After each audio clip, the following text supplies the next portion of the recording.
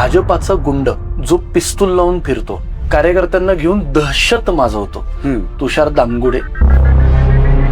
कोरेगाव भीमाची दंगल ते नाव काढल्यानंतर तुम्हाला सगळं दृश्य डोळ्यासमोर येत असेल. त्या याच्यामध्ये एक राहुल फटांगळे नावाचा एक मराठा समाजाचा मुलगा होता, ज्याचं खून एवढ्या कारणासाठी केला गेला की त्याने शिवाजी महाराजांचा टी शर्ट घातला होता. एक जाधव विशाल नावाचा एक मुलगा, त्याला एक दुसऱ्या मजल्यावरनं चाकू खुपसून त्याला फेकून दिला, कारण त्याने इथं भगवा टिळा लावला होता कपाळाला. इथं छत्रपती, भवानी, गणेश अशी नावं दुकानांची बघून दुकानावरच्या पाट्या त्यांची जाळपोळ केली गेली. हा प्रकार माझ्यासाठी खूप धक्कादायक होता, कारण इथनं मागच्या दंगली या धार्मिक आहेत. वाढती गुन्हेगारी फार भीषण आणि भयान होत चालली. आपण तो खलिस्तानच त्यांनी निर्माण केला होता ना. म्हणजे एकूण सगळीकडे आलं कुठून, तुम्ही जातीवादी बोलता, तुम्ही छत्रपती शिवाजी महाराजांचं अवहेलना करता, तुम्ही दुसऱ्यांना मारण्याची धमकी देता, तर मग तुम्हाला त्या प्रकारे उत्तर मिळणार. हे रोज कोण होत आहेत सर? कोण मारतोय कोणाला? नाही, आता हिंदूंचे प्रमुख जर दैवत जर बघितली तर तुम्हाला असं दिसेल की एक प्रभू श्रीराम आणि एक आहेत छत्रपती शिवाजी महाराज. दोघांच्या चरित्राचा अभ्यास करा, तुम्हाला तुमचं उत्तर प्रश्नाचं मिळून जाईल की शिवाजी महाराजांना लढा देण्यासाठी औरंगजेब जर आलाच हो, पण मंबाजी भोसले नव्हते आले का? प्रभू श्रीरामांना काय रावणाने वनवासात नव्हतं पाठवलं, बरोबर आहे, त्यांच्या आईनेच पाठवलं. मग आपल्याला असं दिसतं की जे त्यांना नाही चुकलं ते त्यांच्या अनुयायांना काय चुकणार आहे?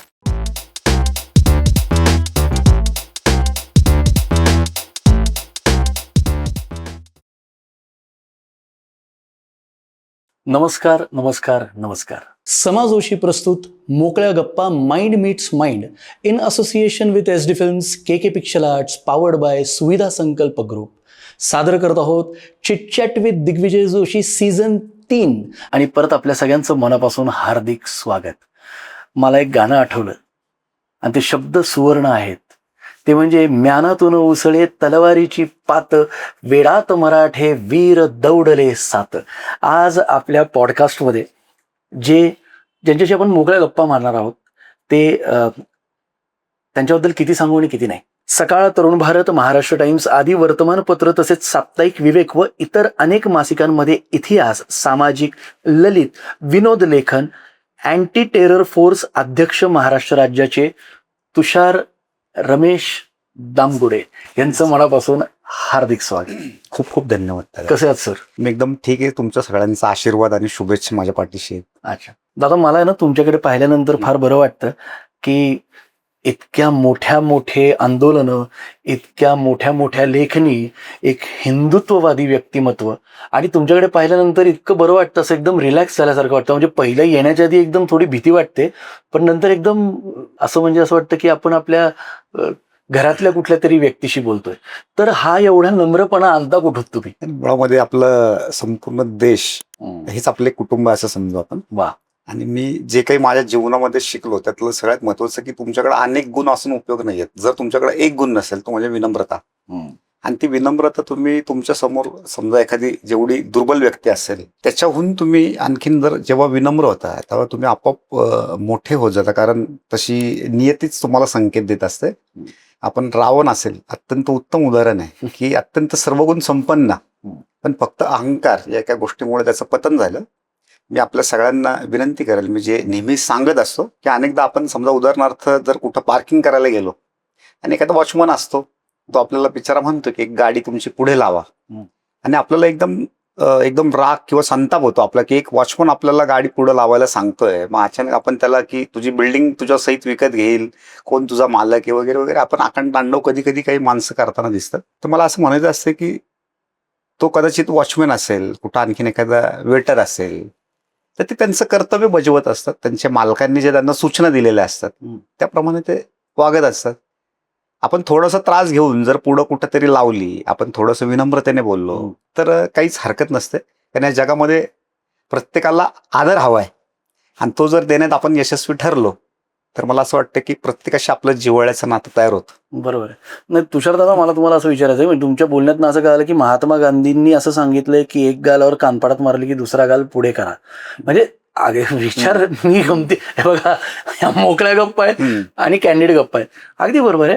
पण मला तुम्ही आता हे जे आपले वॉचमन बंधू आहेत का वेटर बंधू आहेत, जे कामगार आहेत ते फार मनापासून काम करतात. तुम्ही सुरुवातच विनम्रतेने सुरुवात केली म्हणून मी विनम्रतेने हा प्रश्न तुम्हाला विचारतो की हे खरं आहे, काही गोष्टीत होतं असं की बाबा आपण जेव्हा जे वॉचमन असतात, बंधू असतात, वयस्कर असतात का वेटर असतात, त्यांना आपण काही लोक तुसड्यासारखी वागणूक देतात, जसं तुम्ही म्हटलं की तुझ्या सकट बिल्डिंग विकत घेईल वगैरे. पण हे 100% घडतं का? 50% आपण ही बाजू धरूयात. 50% काही जे वॉचमन बांधव आलेले आहेत ते विविध राज्यातून आलेले आहेत आणि त्यांची बोलायची पद्धत ही जरा थोडीशी ॲरोगंट झालेली आहे. आता समजा तरुण पोरगा असेल तर आपण समजू शकतो रक्त गरम आहे, पण वयोवृद्धांशी पण बोलताना ते जरा तरी उर्मटपणे बोलतात. ह्याच्यावरती तुमचं मत काय आहे? त्याला ह्युमन सायकोलॉजीचा आपल्याला अभ्यास करावा लागतो. त्याच्यामध्ये आपल्याला नाही ना, आपल्याला कळतं की जसं जसं माणूस वृद्ध होत जातो, तुम्हाला अनेक दिसतील असं की त्यांना स्वार्थ सुटतो, काहींना चिडचिडपणा येतो, ते लहान मुलांसारखं वागायला लागतात. तर कदाचित आपल्या घरामध्ये पण असे लोक असू शकतात की ज्यांना आपण समजून घेतो. मग ते माझ्या घरात आहेत, हा, की आपण ते समजून घेतो की मग हे असंच वागणार आहेत. तर याच्यामध्ये समजा विनम्रतेने वागायचं म्हणजे हे फक्त एका व्यक्तीला म्हणजे मला लागू नाहीये ना, विनम्रतेने वागायचं त्याला देखील लागू आहे की विनम्रतेने त्यांनी देखील वागावं. सांगण्याची देखील एक पद्धत आहे की कृपया साहेब, माझे जे कोणी आमच्या सोसायटीचे चेअरमन आहेत ते मला रागावतात, मला नोकरीवरून काढतील, तर तुम्ही कृपया पुढे लावा. तर त्या मला वाटतं संभाषणातून कधीच वादविवाद निर्माण होण्याचा प्रसंगच निर्माण होणार नाही. तुषार दादा, पण मला तुम्हाला हे विनम्रतेवरती आपण आता हा टॉपिक छेडलाच आहे, तर मी पण संघाचा कार्यकर्ता आहे म्हणून मला आवडतं की छोट्या छोट्या गोष्टींवरती खोदून विचारा. विनम्रता ही दोन्हीकडून असली पाहिजे 100%. पण जेव्हा विनम्रता संपते, तुम्ही पण विनम्र आहात, तुम्ही विनम्रतेने सगळ्यांवर प्रेम करता. हो, तुमच्याबरोबर असा किस्सा घडलाय का की जेव्हा तुमचं बास मग तेव्हा मी अगदी छोट्या गोष्टीत देखील खूप मोठं भांडण निर्माण करतो म्हणून तुम्ही भांडण झाल्यानंतर पहिली कानाखाली मारता का? हो, कारण मी हिंदुस्थानचा नागरिक आहे आणि भारत देशाचे राष्ट्रपिता महात्मा गांधी आहेत, पण हिंदुस्थानचे राष्ट्रपिता छत्रपती शिवाजी महाराज आहेत. त्यामुळे मी त्यांच्या मार्गावर चालतो की जर समोर तुकाराम महाराजांसारखी पूजनीय व्यक्ती आली तर आम्ही आमचं माथा त्यांच्या चरणांवर ठेवतो. अफजल खानासारखी आली तर काय करायचं त्यांनी तर सांगितलेलं आहे, त्यामुळं आपण तसंच वागलं पाहिजे. मला सगळ्यांना सांगायला फार आवडेल की तुषार दामगुडे दादा जे आपल्या समोर बसलेले आहेत, त्यांचं लहानपण का आपण त्यांचा जन्म म्हणूयात त्या मातीत झालेला आहे जिथे छत्रपती शिवाजी महाराजांचे पावलं उमटलेले आहेत. त्या मातीतून छत्रपती शिवाजी महाराज राजगडावर गेलेत आणि राजगडाच्या पायथ्याशी दामगुडे नावाचं हे गाव आहे. तिथे दादा लहानपणापासून ते आतापर्यंत मोठे झालेत, लहानाचे मोठे झालेत आणि ते मातीतले संस्कार, एक हिंदुत्व विचार आणि एका सामाजिक बांधिलकीने समाजासाठी अहोरात्र काम करणारे तुषार दामगुडे दादा आहेत. मला फार बरं वाटतं आजच्या दिवशी की तुषार दादा तुम्ही आज या मोकळ्या गप्पाच्या चॅनलमध्ये आलात. बोलता बोलता विनम्रता इतकी छान वाटली की अजून विनम्र प्रश्न विचारायची इच्छा झाली. मी तर तुम्ही थोबाडीत मारता, आपण ह्याच्याकडे येऊयात, चालेल ना? चालेल, आम्ही काय अडचण नाही. मध्यंतरी एक गोष्ट सगळीकडे खूप प्रकर्षणात आली, सगळीकडे दिसत होती की जिथे पाहिल तिकडे तो व्हिडिओ चालू होता आणि तुषार दामगुडे हे एका व्यक्तीला कानफाडात मारत होते. त्यांनी कानाखाली मारली. मग तुमच्या बरोबर जे काही तुमचे कार्यकर्ते मंडळी होते त्यांनी पण मारहाण करायला सुरुवात केली आणि त्यानंतर तुम्ही खूप साऱ्या गोष्टी सांगितल्या की हे असं घडलं होतं, ते तसं घडलं होतं. हा सगळा नेमका प्रकार काय होता हा सगळ्यांना माहिती आहे, पण आज मोकळ्या गप्पाच्या चॅनलमध्ये जरा थोडं डिटेल सांगायला मला. ती व्यक्ती जी हनुमंत पवार नावाचा काँग्रेस प्रवक्ता आहे तो का माझ्या परिचयाचा नाहीये ना, त्याच्या माझा आमच्या एकमेकांच्या शेजारी आहे की बांधाला बांध आहे म्हणून आमचा काहीतरी वैयक्तिक झगडा आहे. तर असं कुठलंही त्याला पार्श्वभूमी नाहीये. एका IBN लोकमतच्या डिबेटमध्ये छत्रपती शिवाजी महाराज, टिपू सुलतान, औरंगजेब असा एकूण विषय सुरू होता. मालेगावच्या महापौरांनी आपल्या राष्ट्रपुरुषांचे फोटो हटून तिथं टिपू सुलतानचा फोटो लावला, त्याच्यावरून ती डिबेट सुरू होती. माझा त्याला विरोध होता कारण आमचे राष्ट्रपुरुष छत्रपती शिवाजी महाराज आणि तो मुद्दा मांडत असताना मला स्मरण झालं ते सकपाळ जे आत्ताचे हर्षवर्धन सपकाळचे काँग्रेसचे अध्यक्ष आहेत, त्यांनी काही विचित्र वक्तव्य केली होती. त्यांनी टिपू सुलतानची तुलना शिवाजी महाराजांशी केली होती. नंतरही त्या बावळट माणसाने गागा भट्टांना जाळूनच मारला असता शिवाजी महाराजांनी, अशा प्रकारची एक दरपुक्ती त्यांनी केलेली आहे. तर ही निजामशाहीमध्ये जन्माला आलेली ही जी औलाद आहे, पुन्हा एकदा मी त्या शब्दाचा उच्चार करतो की ही जी औलाद आहे ही स्वतःचं स्वत्व गमावून, स्वतःचं स्वत्व विकून आपल्याला कशी पदं मिळतील याचा विचार करणाऱ्या त्या बाजी घोरपडे, मंबाजी भोसलेची ही अवलाद. आणि हे वक्तव्य केल्यानंतर त्याला जसं काय त्याच्या कौटुंबिक, जसं काय वैयक्तिक मालमत्तेमध्येच मी काही हिस्सा मागितला असं त्या हनुमंत पवारला राग आला आणि त्याने ते मला शिवीगाळ करायला सुरुवात केली. कुठे? चॅनलवरच भर चॅनलवरती त्यांनी अत्यंत अश्लील अशी शिवीगाळ प्लस जातीयवाद वक्तव्य केले की तू पेशव्यांची अवलाद आहेस, तू गागा भट्टाची अवलाद आहेस. तर याच्यामध्ये पेशवे काय मला वाटत नाही की या स्वराज्याचे काही शत्रू होते की ज्याच्यातून त्याला असं काही दाखवायचं होतं की ही अवलाद असणं म्हणजे काहीतरी वाईट गोष्ट आहे. कारण स्वतः छत्रपतींनी ज्यांना आपली पेशवाईची वस्त्र दिली त्यांची अवलाद असण्यामध्ये काय नेमकं वाईट मला काय अजूनही कळलं. पण ते काँग्रेसच्या DNA मध्येच ते म्हटलं ना की मोगलांचं आहे असल्यामुळे त्यांचे शत्रू हे पेशवे असणारच, त्याच्यात काही वाद नाहीये. मग पुन्हा एकदा ते एका दुसऱ्या डिबेटमध्ये आमचं शेजारी असताना थोडाफार बाचाबाची झाली आणि तिथून बाहेर पडल्यानंतर पुन्हा एकदा तो विषय जेव्हा छेडला गेला तेव्हा त्याने ते त्यांनी काढला होता परत. त्यांनी जरा धमकी दिली, तुला मारून टाकतो, तुला खूप नक्षलवाद वगैरे वगैरे लागतो. आणि पुन्हा एकदा ते टिपू सुलतान आणि ते शिवाजी महाराज हा विषय त्याच्यात जेव्हा आला तेव्हा मग मी आता म्हटल्याप्रमाणे की जसं छत्रपती शिवाजी महाराजांनी ज्याला जे उत्तर दिलं पाहिजे त्या प्रकारचं उत्तर त्याला मिळालं. अर्थात पुन्हा एकदा सांगतो की त्याच्याशी माझं काही वैयक्तिक शत्रुत्व नाहीये, त्यामुळं मी काय असं 24 तास द्वेष करत बसलोय किंवा काय. तर त्यांनी त्याची जर वर्तन जर सुधारलं, त्यांनी जर छत्रपती शिवाजी महाराजांची तुलना या टिपू सारख्याशी नाही केली तर त्याला मला काही अडचण नाहीये. त्यांनी त्याच्या पक्षाचं काम जरूर करावं, मला त्याच्यातही काही अडचण नाहीये. म्हणजे पण पक्ष आणि जातपात आणि धर्म एकत्र नाही आणायचं असं तुमचं मत आहे? आता कसं आहे की काँग्रेसचं काम करणं म्हणजे ब्राह्मण जातीचा द्वेष करणं असं आहे का हो? असायला हवं का? नसायला पाहिजे. ब्राह्मणच काय कुठल्याही जातीचा द्वेष, बरोबर आहे. पण ते तसं करतात. म्हणजे त्याला त्यांनी जी 3-4 वक्तव्य जर तुम्ही ती तपासून बघितली तर त्याला ते एक ब्राह्मण द्वेष त्याच्यातून व्यक्त करायचा, जो की काँग्रेसच्या DNA मध्ये पहिल्यापासूनच आहे. कारण जेव्हा गांधींची हत्या झाली त्यानंतर यांनी हजारो ब्राह्मणांना घरं जाळली, त्यांच्या हत्या केल्या. खुद्द सावरकरांच्या बंधूंची हत्या झाली त्या प्रकरणामध्ये. आणि अशी जेनोसाईड करायची यांची परंपरा आहे. मग ती तुम्हाला कुठं दिसते? शिखांचं देखील हत्याकांड केलं यांनी. आणि ते हत्याकांड केल्यानंतर त्यांनी त्याच्याबद्दल पश्चाताप केला का? तर राजीव गांधी जे किती सोज्वळ, देखणे, आजपर्यंत जे चांगले पंतप्रधान म्हणून ज्यांचं वर्णन केलं जातं त्यांच्या भाटांकडून, जे तथाकथित स्वतःला विचारवंत वगैरे म्हणतात, तर राजीव गांधींनी काय वक्तव्य केलं की जेव्हा एक मोठा वृक्ष पडतो तेव्हा धरणी कंप पावते. बरोबर. म्हणजे आमचे 8,000 शिखांची हत्या म्हणजे धरणी कंप पावणं आहे का? आणि त्याच्यातून त्यांची हत्या झाली, त्यांच्या आईची. त्याला ते रंग देतात की देशासाठी जीव दिला. आपण तो खलिस्तानच त्यांनी निर्माण केला होता ना. म्हणजे एकूण सगळीकडे आलं कुठून की तुम्ही जातीवादी बोलता, तुम्ही छत्रपती शिवाजी महाराजांचं अवहेलना करता, तुम्ही दुसऱ्यांना मारण्याची धमकी देता, तर मग तुम्हाला त्या प्रकारे उत्तर मिळणार. कारण पुन्हा एकदा तिथं आलं की ते धुरंधरमध्ये आलं की हा ये पहिले का भारत नाही अभी आहे, ये घर में घुसेगा भी और मारेगा भी. धुरंधर पाहिला? पाहिला. दुसराही पाहिला, उरी पाहिला, 370 पाहिला त्यांचा. अरे वा. मला तुम्ही हे बोलत असताना मला तुम्हाला विचारायचं की जेव्हा तुमचं हे आत्ताचा जो मोठा हा जो सिनारिओ घडला, तुम्ही त्यांना कानाखाली मारली आणि ते सगळं झालं, तेव्हा एक टॅगलाईन फ्लॅश होत होती तुमच्यावरती की भाजपाचा गुंड जो पिस्तूल लावून फिरतो, भाजपाचा गुंड हा पिस्तूल लावून फिरतो आणि कार्यकर्त्यांना घेऊन दहशत माजवतो. तुषार दामगुडे दादा, असं मी दादा म्हणतोय, पण ती अशी फ्लॅश लाईन होती. आणि मग खूप जण ट्रोलर्स आणि सगळे म्हणजे हे ते, पण मी तेव्हा तुमच्या काही रिॲक्शन बघितल्या, तुम्ही एकदम निर्विकार होता. मला सांगा, नेमकं हे भाजपचा गुंड हे जेव्हा तुमच्यावरती ॲलिगेशन्स लागले, हे काय नेमकं?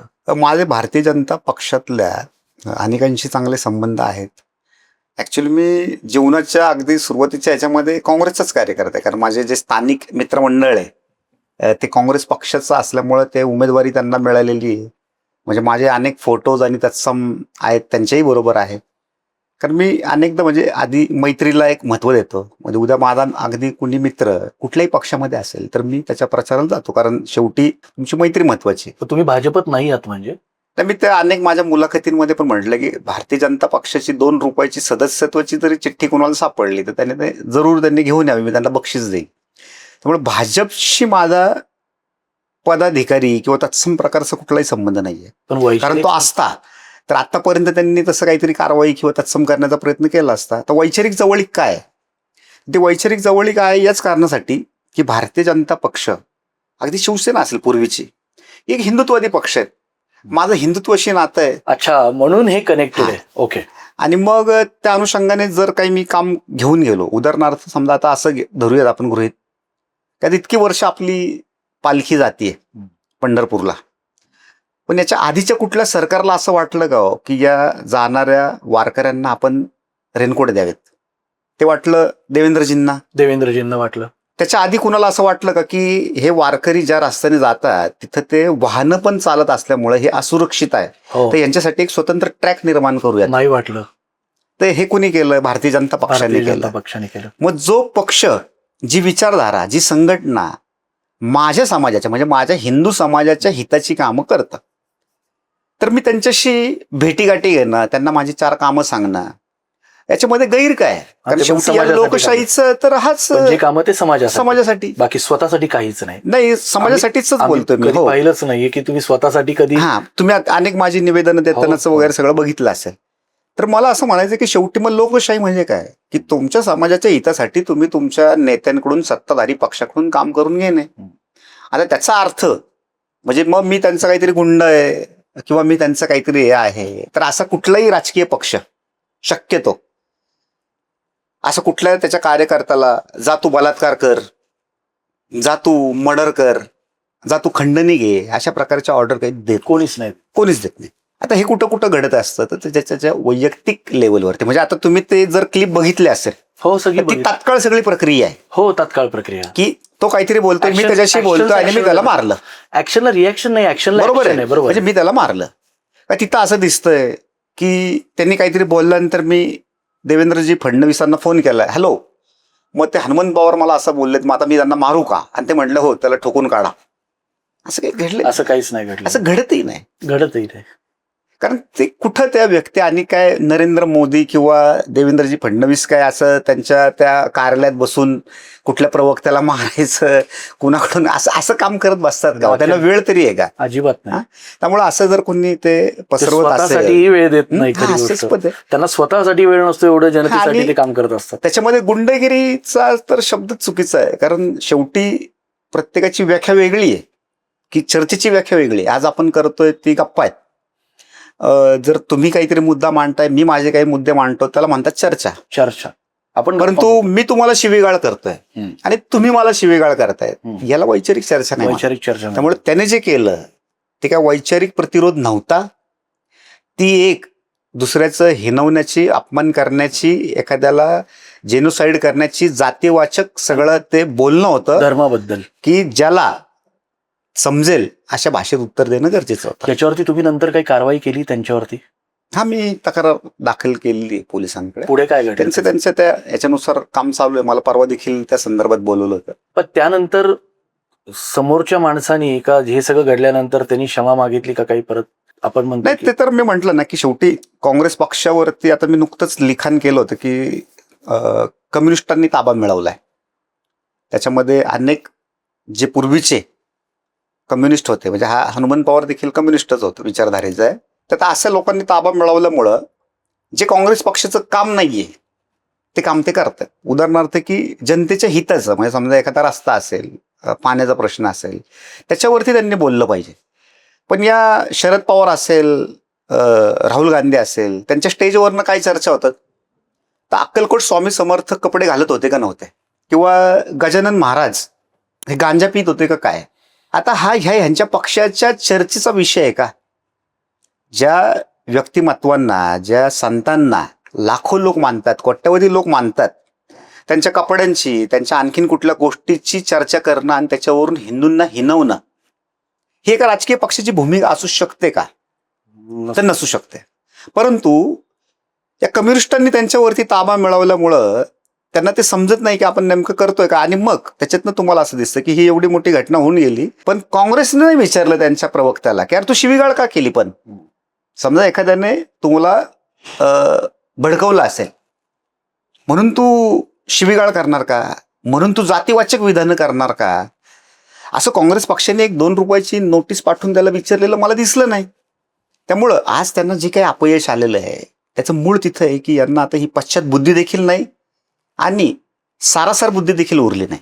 अनेक प्रश्न आहेत तुमच्यासाठी. तर एक प्रश्न आमच्याच पोर्टलमधनं विचारला गेला. ते म्हटले की सगळ्या गोष्टी मारून हाणूनच सॉल्व्ह होतात का? होतं, काही गोष्टी नक्कीच होतात. काही गोष्टी नक्कीच होतात. फक्त एक थोतांड आहे की व्यक्ती मारता येते, विचार मारता येत नाही. एकाने मारलं की दुसरा गाल पुढे करा, हे फक्त एक अपयशी भित्र्या आणि संकुचित मनाच्या विचारांचं ते प्रदर्शन आहे. पण दादा तुम्ही आधी सुरुवातीला विनम्रता म्हटला, 100% पण विनम्रता त्यांच्याबरोबर दाखवायची का जो समोरचा विनम्र? काल पॉपरचं एक उत्तम पत्र आहे याच्यावरती, ते आपण सगळ्यांनी वाचलं पाहिजे. की त्याचं असं म्हणणं आहे त्याच्यामध्ये थोडक्यात एका ओळीत सांगायचं म्हटलं तर सहिष्णुता टिकण्यासाठी सहिष्णू माणसं टिकावी लागतील. वा. जर ती सहिष्णू माणसंच टिकली नाही तर सहिष्णुता कशी उरेल. त्यामुळं सिंहाला शांततेची भाषा शोभते. वा. सशाने जर म्हटलं की आज माझा मूड नाहीये, मी आज उपवास करणार, मी हिंसाचार नाही करणार, तर जंगल फक्त त्याच्यावर हसू शकतं. जसं मी हसतोय. कारण की जरी असं आपण म्हटलं की अरे सशा तू काय करणार आहेस, मग जर तू तुझा उपवास सोडून टाक, काय करशील तू. अच्छा, म्हणजे मी सॉरी तुम्ही आता हे बोलताय ना, मी विसरलो की तुम्ही MA इतिहास केलात पण तुम्ही विनोदही लिहिता आणि आता हे अचानक विनोद आले.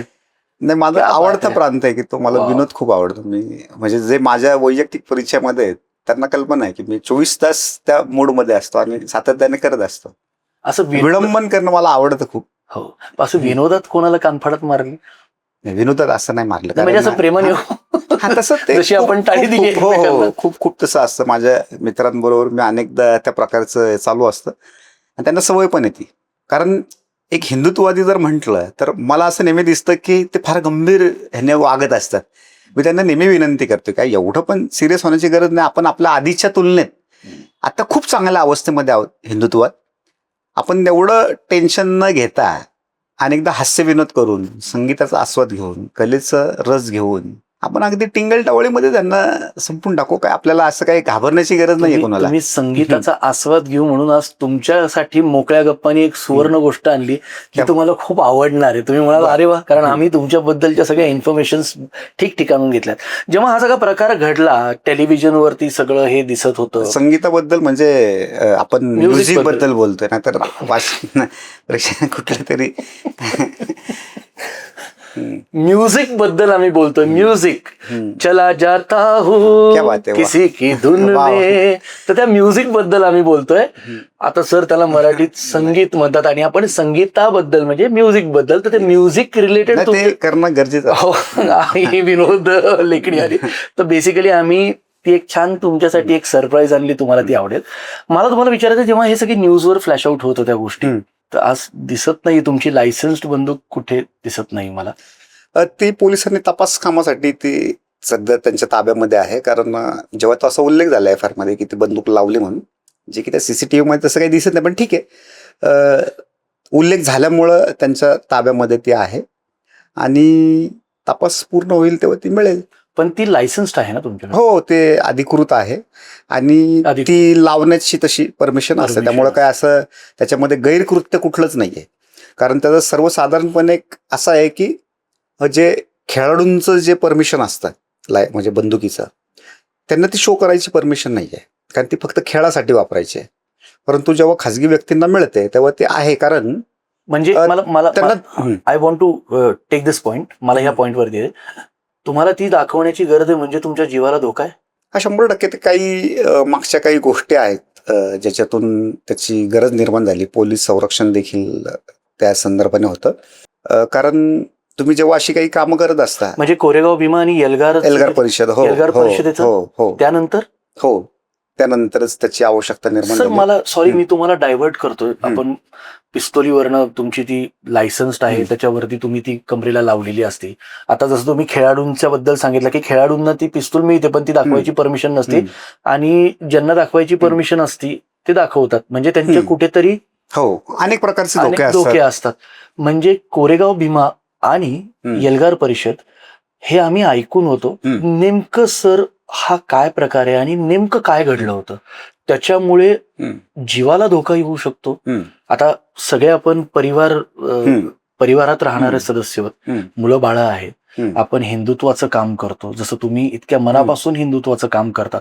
तुमची भाषणं, तुमच्या लेखणी, तुमचं मार्गदर्शन, तुमचे व्याख्यानं अनेक तरुण तरुणी पाहायला येतात आणि ते विचार घेऊन कुठेतरी जातात आणि हिंदुत्ववादी विचार घेऊन घरी जाऊन त्याचं नामस्मरण करून दुसऱ्या दिवशी त्यांच्यात ती प्रगती आणि परिवर्तन दिसायला लागतं. कारण हिंदुत्व हे फार मोठं आहे.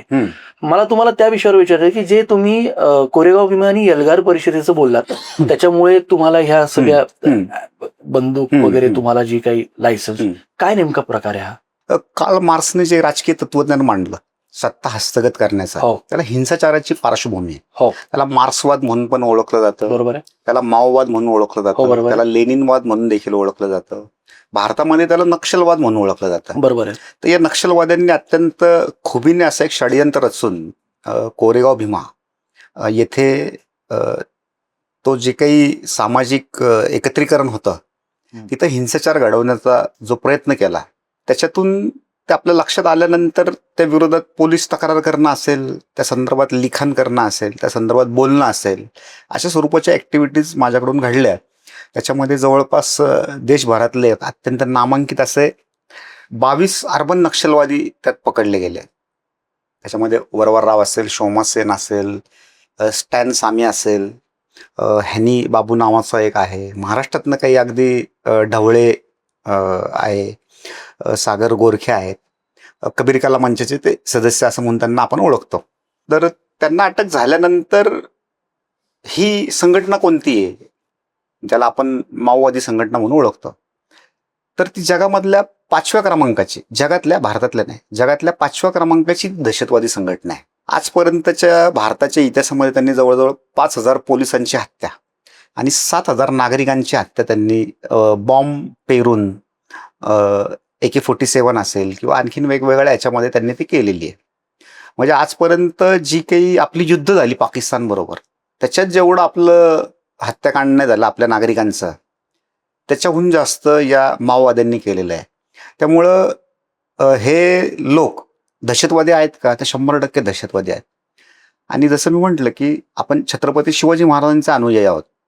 मग छत्रपती शिवाजी महाराजांनी अनेकदा अनेक गोष्टी केल्या अगदी पुढाकार घेऊन, जसं की शाहिस्ते खानासाठी ते पुढं गेले, परंतु काही ठिकाणी ते मागे देखील राहिले.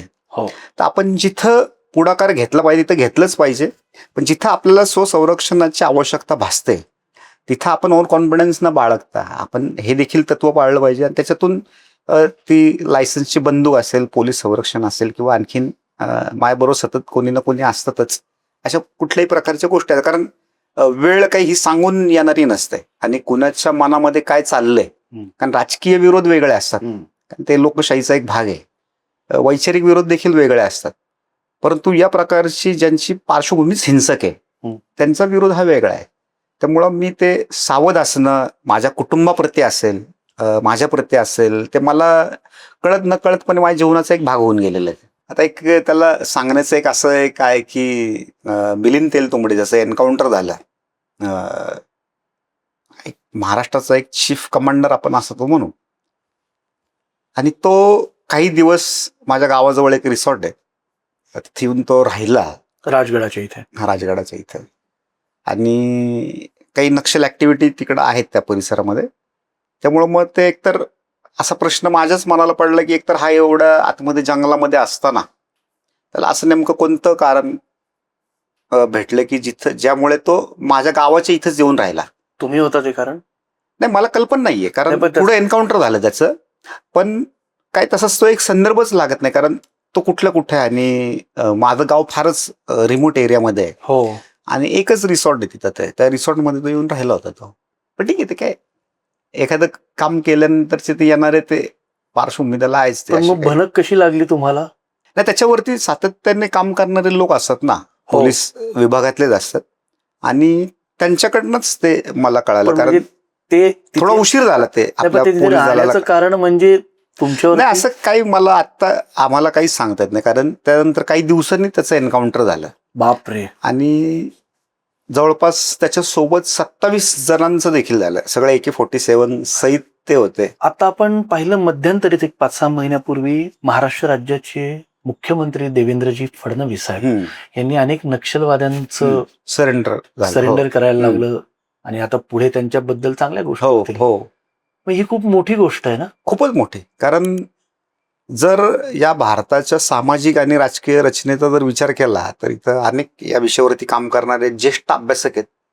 त्यांनी कदाचित असं स्वप्नात देखील बघितलं नसेल की कधीच. कुठंतरी महाराष्ट्रातून या नक्षलवादाचं उच्चाटन होईल. हो, परंतु या सरकारने ते शक्य करून दाखवलं. कारण आज कमलापूर अभयारण्य असेल, गडचिरोली सारखा भाग असेल की जिथं आता कारखान्यांची काम सुरू आहेत, रस्त्यांची कामं सुरू आहेत. आत्ताच आम्ही जाऊन आलो. हा, तर असं स्वप्न कोणी बघितलं असेल असं मला वाटत नाही. कारण आपल्या अनेक पोलीस दलातल्या कर्मचाऱ्यांची हत्या तिथं झालेली आहे आणि अशी दुःखद पार्श्वभूमीवरती हे स्वप्न बघणं फार मोठी गोष्ट होती. पण ते स्वप्न मूर्त स्वरूपात या सरकारने आणून दाखवलं, त्याबद्दल त्यांचा अभिमान अगदी खुल्या मनाने सगळ्यांनी केलं पाहिजे.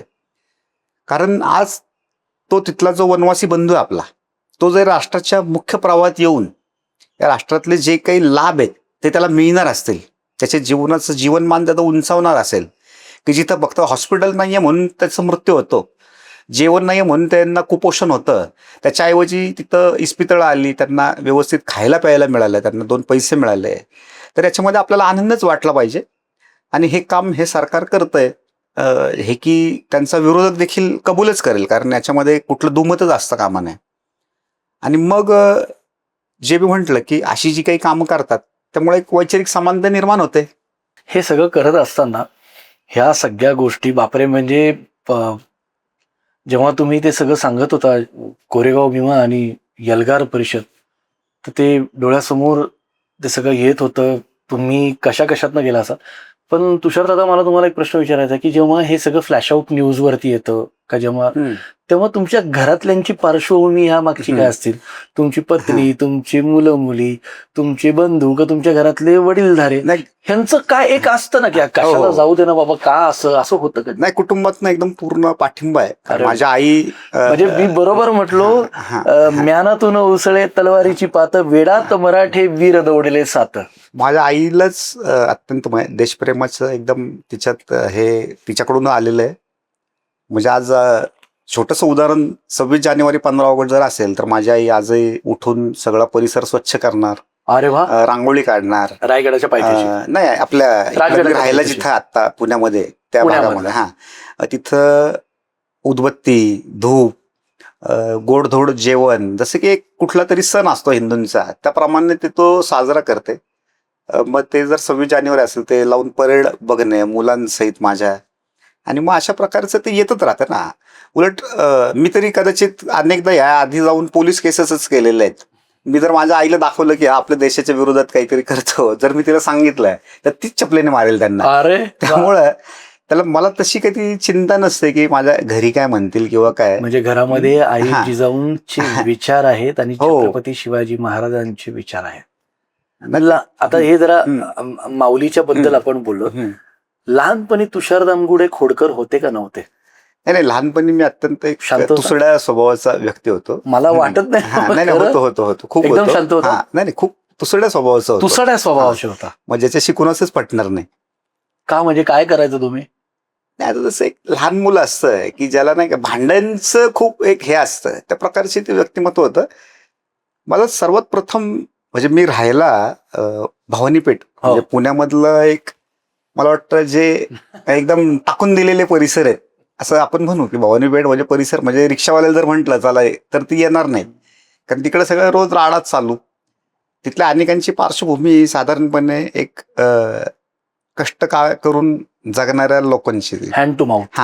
आणि आमच्या घरामध्ये म्हणजे आजी स्वतः खूप कष्ट करून तिने आम्हाला सगळ्यांना वाढवलं. आजोबा पण असेच चतुर्थ श्रेणीच काम करत होते, दोन्हीकडचे.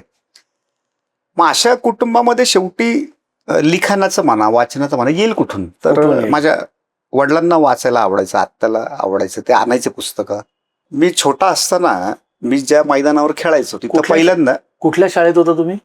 मी शाळेमध्ये गोपाळ हायस्कूलमध्ये. गोपाळ हायस्कूल होता. बरं, सॉरी. हा, तर मी ज्या मैदानावरती खेळायचो म्हणजे आम्ही मित्रमंडळ, तिथं आम्ही बघितलं की एक कोणीतरी हाफ पॅन्ट मधला पांढरा शर्ट घातलेला व्यक्ती काही मुलांना घेऊन खेळतोय. तर शेवटी लहान मुलांना सगळ्यात आवडणारा असतं तर काय खेळ. मला असं वाटलेलं त्यावेळी की कदाचित त्याला पैसे भरावे लागतात, तर आपल्याला कसं जमणार. म्हणजे तुम्हाला माहिती नाही ती मला शाखा नव्हतं माहिती होती. हे की शाखा आहे आणि हे असं असं असतं म्हणून. काय कोण आहेत हे लोक? तर मी फक्त लांबनं असं आम्ही काही मुलं असं बघायचं होते की काय नेमकं हे करतायत. मग त्या व्यक्तीने आम्हाला बघितलं की रोज बघतायत आपल्याला, पण त्याने बोलवलं आम्हाला. त्या व्यक्तीचं नाव होतं भूषण करमरकर. ते माझे पहिले शिक्षक. पहिले शिक्षक. मग ते म्हटले की याला काय पैसे वगैरे लागेल तर तुम्ही येत जा खेळायला. मग मी खेळायला गेलो. तर जसं एखाद्या स्वयंसेवकाचा प्रवास होतो, तर शाखा नेमकं करते काय? करते. तर शाखा काय करते? तर शाखा तुम्हाला लचित बारफुकनची ओळख करून देते. वा. शाखा तुम्हाला महाराणा प्रतापांची ओळख करून देते, तुम्हाला बाप्पा रावळांची ओळख करून देते, की जे की तुमच्या शालेय पुस्तकांमध्ये होत नाही. नाही. शाखा तुम्हाला अचानक एखादा विषय देऊन त्यावर बोलण्याची संधी देते, की ज्याच्यातून तुम्हाला बोलण्याचं कसं तुम्हाला यावं, तुमचं वक्तृत्व तुमचं हे. शाखा तुम्हाला नेतृत्वाची संधी देते जेव्हा तुम्ही त्याचे क्या बात आहे. हा. आणि अशा प्रकारे ते एक व्यक्तिमत्व ते फुलवण्याचा प्रयत्न करतात. माझ्या एका लेखामध्ये म्हटलं पण होतं की जसं ते संघाचे विरोधक आरोप करतात, तसं मला कधी शाखेवरती की AK-47 दिलीये आणि आता तू CST ला जा आणि तिथं जेवढे मुसलमान दिसतील त्यांना मारून टाक, अशा प्रकारची कुठली ऑर्डर दिलेली काही मला आढळली नाही किंवा मला दिसली नाही. आम्हाला कुठंतरी एखाद्या किल्ल्यावर नेणं, तिथं आम्हीच आमचं स्वयंपाक करणं आणि शिवाजी महाराजांविषयी कथा ऐकणं, संघाच्या शिबिरामध्ये जाऊन अनेक हजारो मुलांनी एकत्र राहणं, व्यायाम करणं, चांगलं खाणं, तर कदाचित खूप सुखवस्तू असलेल्या घरांमधून किंवा आत्ताच्या काळामध्ये तुम्हाला असं दिसेल की शिबिरं असतात. मी त्या प्रश्नावरती येणार आहे बरं का. आता बरोबर आहे, तुम्ही काढलाच तो प्रश्न. तर त्यांना ती जाणीव होणार नाही कदाचित की याचं काय महत्व आहे. मला तेच विचारायचंय की जे उपचार झालेत, संस्कार झालेत, जे उपचार झालेत, आणि त्या संस्कारातनं बहुतांश तुमची आमची पिढी आत्ताची ते विचार घेऊन आपण हिंदुत्वाचा विचार घेऊन आपण आजही जनसेवेसाठी अहोरात्र काम करतो. तुम्ही खूप सुंदर बोललात की ज्या पद्धतीने शिक्षक तुमच्याकडे पाहिजे, त्यानंतर तुमच्यावरती ते संस्कार घडत गेले. किल्ले पाहिले, किल्ल्यांवरती गेल्यानंतर छत्रपती शिवाजी महाराजांच्या गोष्टी आणि अनुभव ऐकले, म्हणून ही धगधगती मशाल हिंदुत्वाची आतून पेटली आपण म्हणूयात. कुठेतरी आत्ताची जी पिढी आपण त्यांना जेनझी म्हणूयात, नाही का, नवीन काढलंय नाव जेनझी. मी त्याला मुलाखत झाल्यानंतर तुम्हाला संपूर्ण सांगेल जेनझी म्हणजे काय. आत्ताची आता आमच्या नंतरची आमची मुलाबाळांची पिढी जे मोबाईलवरती कंटिन्यू पाहत आहेत, जरा आता ह्यांच्या आई वडिलांनी काही अपडेट आणि अपग्रेड केलं पाहिजे. जरा त्यांच्यासाठी काहीतरी संदेश द्या आणि परत आपण त्या प्रश्नावरती. नाही, आता माझे मुलांच्या शाळेमध्ये मध्यंतरी याच्यावर चर्चा झाली होती. याच्याबाबत माझं मत असं आहे वैयक्तिक, ते बरोबर आहे का चूक ते प्रेक्षकांनी ठरवावं. प्रत्येक पिढी ही त्याच्या बालपणामध्ये ज्या गोष्टी उपलब्ध असतात त्याच्याशी ती खेळत असते. म्हणजे अगदी आपल्या पंजोबांच्या काळामध्ये जर गेलो आपण तर ते काही वेगळ्याच गोष्टींशी खेळत असतील, आजोबांच्या काळामध्ये वेगळ्या. आपण विटी डाउनलो आणि मी स्वतः व्हिडिओ गेमचा अत्यंत फॅन आहे. मी तासन तास व्हिडिओ गेम्स खेळलेलो आहे स्वतः. आणि मी माझ्या जडणघडणीमध्ये व्हिडिओ गेम्सचा देखील फार मोठा हातभार आहे, हे मी मान्य करतो किंवा मला वाटतं तसं. कारण उदाहरणार्थ समजा एज ऑफ एम्पायर नावाची गेम असेल, त्याच्यामध्ये स्ट्रॅटेजी तुम्ही कशी आखायची, गेम्स पण तशा पद्धतीच्या खेळायला लागलात ना तुम्ही. 100%. हा, तिथे येतोच ना. तर ती त्या प्रकारे ते करत असते. आत्ताच्या मुलांना जर बघितलं आपण तर बागा उपलब्ध आहेत का? आहेत, म्हणजे थोड्याफार प्रमाणात आहेत. ते सोडून आणखीन वेगवेगळ्या ऍक्टिव्हिटीज देखील आहेत. पूर्वी तर स्विमिंग पूल हा फक्त आमच्या इकडे पूर्व भागामध्ये ते एक शाहू टँक म्हणून होता. टँक होता आपला एक. हा, पण नाही, पूर्व भागातल्या मुलांना शाहू टँक होता. त्या शाहू टँक मध्ये अशी परिस्थिती व्हायची उन्हाळ्यामध्ये की आडवं पडायचं म्हटलं तरी जागा नाही, कारण एवढी मुलं त्याच्यामध्ये असायची. कारण शेवटी ते परवडायचं. आता ठिकठिकाणी टँक देखील अगदी सोसायटीमध्ये सोसायट्यांमध्ये झालेलं देखील टँक्स आहेत, सोसायट्यांमध्ये स्वतःच्या बागा आहेत. पण ते मोबाईलवरनं बाहेर पडत नाहीत हो. सर. पण मग त्यासाठी आपण काय असं केलं पाहिजे? बघितलं की व्हिडिओ गेम्स मोबाईल मधल्या असतील किंवा रिअल मधल्या, म्हणजे माझ्याकडे स्वतःकडे PS आहे नाही का, आणि ते इतके आकर्षक आहेत की मुलांना आपोआप त्याचं आकर्षण पडणं काही म्हणजे त्याच्यामध्ये नैसर्गिकच आहे, आणि मग ते खेळतात. पालकांना काय करावं लागेल तर त्या दोन्हीचा समन्वय. कारण शेवटी जर पुढची पिढी ही त्या काळामधल्या अत्यंत उत्तम अशा मोबाईल्सद्वारेच सगळे व्यवहार करणार असेल, म्हणजे आज गाड्यांचं तुम्ही अपडेट बघताय की एखाद्या आता ज्या आल्यात ज्या प्रकारच्या, अडॅशच्या गाड्या. बरोबर. हो. तर ते फीचर पूर्ण समजायला जर माझ्या आजोबांना जर दिले असते तर ते बिचाराला काहीच कळलं नसतं. बरोबर. पण ते आत्ताची पिढी फास्ट करते एकदम. हो. म्हणजे माझं पुतण्या छोटा आहे 2 वर्षाचं, ते त्याला रिमोट आणि फोन या दोन्हीतला फरक व्यवस्थित कळतो. मग तो बापरे. म्हणजे कुठल्याही घरातला असेल ते रिमोट कानाला नाही लावत, ते रिमोट बरोबर असंच करतात. हो. आणि ती त्यांना एक समज आली आपल्या लहानपणी आपण रिमोटला फोन हा. म्हणून हॅलो म्हणायचो. हो. बरोबर आहे. आणि मग आपल्याला दिसतं की हे त्यांनी आत्मसात करणं गरजेचं आहे, कारण शेवटी त्यांचं पुढचं आयुष्य त्याच्यावरच जाणार आहे. त्यामुळे आपण त्याबद्दल निराश न होता समतोल साधला पाहिजे. गेम्स कुठल्या खेळतात, आता ती एक गेम मी बघितली GTA नावाची, त्याच्यामध्ये काय आहे, तर जाऊन फक्त समोर दिसेल त्याला फक्त मारायचंय. तुम्ही सगळ्या गेम पाठांतर आहे सर हा, तुमचं. मला आवडतं. मी काय तर त्याच्यात मिशन्स पण असतात सर. असतात ना, पण ते बरोबर अनोळखी माणसं आहेत, समोर त्यांना जाऊन तुम्हाला उडवायचंय गाडीने, त्यांना जाऊन तुम्हाला गोळ्या घालायच्या आहेत किंवा त्याला बॅटीने मारायचंय, याच्यामधनं आपल्याला काही चांगलं नाही देत. मी अनेक अशा चित्रपटांना देखील विरोध करतो की मी रॉंग टर्न नावाचा चित्रपट अनेक मला सजेस्ट केला नाही, पण तो भयंकर आहे. मी एक सीन बघितल्यानंतर मी तो बंद केला. त्याच्या मागचं कारण असं आहे की मानवाला जर इजा केली तर त्याला रक्त येतं, त्याला वेदना होतात, याची जाणीव मला असली पाहिजे, ती प्रत्येक व्यक्तीला असली पाहिजे. धुरंधर पाहिला का तुम्ही? बघितला. मग त्याच्यात पण भयंकर वेदना दिलेल्या, पण त्याच्या मागे एक राष्ट्रवादाचं त्यांनी क्या हे बात दिलेलं आहे. आहे. मला तुमचं यात कारण काय? वा. मी आता काय म्हंटल की GTA मध्ये काय आहे, तर अनोळखी माणसं उभी आहेत, जसं की कसाबा आला की ती माणसं त्याच्या ओळखीची नव्हती नाही, आणि त्यांना तो मारा सुटला. हो बरोबर आहे. ह्याला म्हणतात आपण एक म्हणजे हेही विचार इथे 100% घडले जात आहेत आपोआप, म्हणजे आता बघा कसं नकळत आहे, घडले जात आहेत. आता काश्मीरमध्ये म्हणजे आपल्या लहानपणी, सॉरी मी कट करतो, लहानपणी जेव्हा दूरदर्शनवरती रामायण लागायचं तेव्हा आपली आजी म्हणायची की हे प्रभू राम आहेत आणि ह्या राक्षसाचा वध करतायत, कारण तो विनाशी आहे, तो विचित्र आहे, तो साऱ्या संसाराला संपवणार आहे आणि त्याचा द्वेष अख्ख्या संसाराबद्दल आहे, त्याची निगेटिव्ह ऊर्जा आहे, म्हणून प्रभू राम त्याला मारतात. हे शिकवलं. म्हणजे आता हे GTA मध्ये हिंसाचार तुम्ही टाळू शकत नाही. पण आता बघा पहलगाम मध्ये आपल्या पर्यटकांना त्यांनी पॉइंट ब्लँक वरती गोळ्या मारल्या, आणि आमच्या राजगुरूंनी महाराष्ट्रातल्या सॉन्डर्सच्या कपाळामध्ये गोळी घातली. बरोबर आहे. आज राजगुरूंचे पुतळे उभे आहेत, आणि यांच्यासारख्यांचं काय, तर त्यांना एक देशद्रोही दहशतवादी म्हणूनच ओळखलं जाईल. तर तुम्ही नेमकी हिंसा करणार पण कोणत्या कारणासाठी, याच्यावरती आपल्याला एक हे बघावं लागेल. तत्व असलं पाहिजे, काहीतरी असलं पाहिजे. त्याचप्रमाणे मग की गेम्स कुठल्या प्रकारच्या खेळणार आहेत मुलं, याच्यामध्ये पण देखील मैदानामध्ये देखील अशा प्रकारचे काही गेम्स, बॉक्सिंग असेल, कुणाला बॉक्सिंग नसेल आवडत कारण त्यात हिंसाचार कुणाच्या मते, कबड्डी आहे की ज्याच्यातून त्यांचं शारीरिक विकास होणं जे आपल्याला महत्वाचं वाटतं, तर पालकांनी त्याच्यावरती विचार करावा. आणि हे म्हणजे खूप छान आणि हे म्हणजे खूप वाईट असं न करता समतोल, त्याच्यातलं जे चांगलं आहे. आता अगदी तुम्ही बघा आपल्या लहानपणी असं म्हणायचं की हे काय बावट, टीव्ही बघतोयस, टीव्ही बघू नको, डोळे खराब होतील. आता काय वेळ आली, अरे मोबाईल सारखा बघू नको, त्याच्याऐवजी टीव्ही बघवा. आता ऑप्शन्स झाले ऍक्च्युली, कारण तो इतक्या जवळ आलाय मोबाईल आणि टीव्ही मध्ये अंतर आहे, की जे अंतर आता आपल्याला खूप वाटतं की बाबा आता टीव्ही त्यापेक्षा टीव्ही बघा.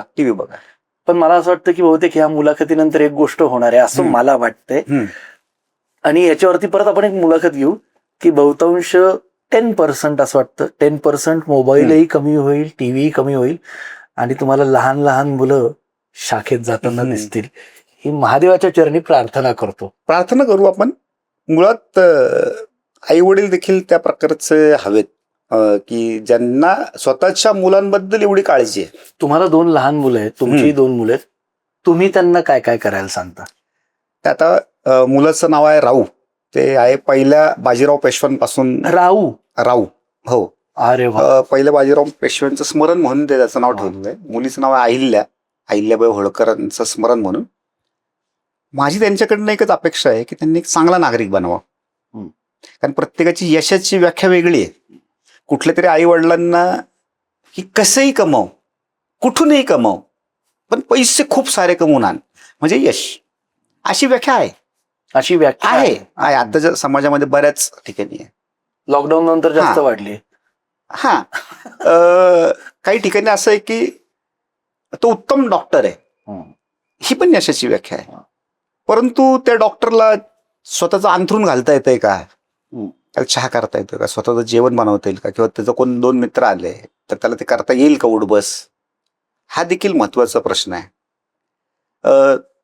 ही जी काही खूप पैसे कमवून आणणारे असतील, खूप काहीतरी त्यांनी पद मिळवलंय, परंतु त्यांच्या वडीलधाऱ्यांशी ते नीट बोलतायत का, कुणी ज्येष्ठ आलं तर त्याच्या पाया पाडतायत का, ते या अनेक गोष्टी की ज्या माझ्यासाठी मॅटर करतात, कदाचित इतरांसाठी नसतील करत.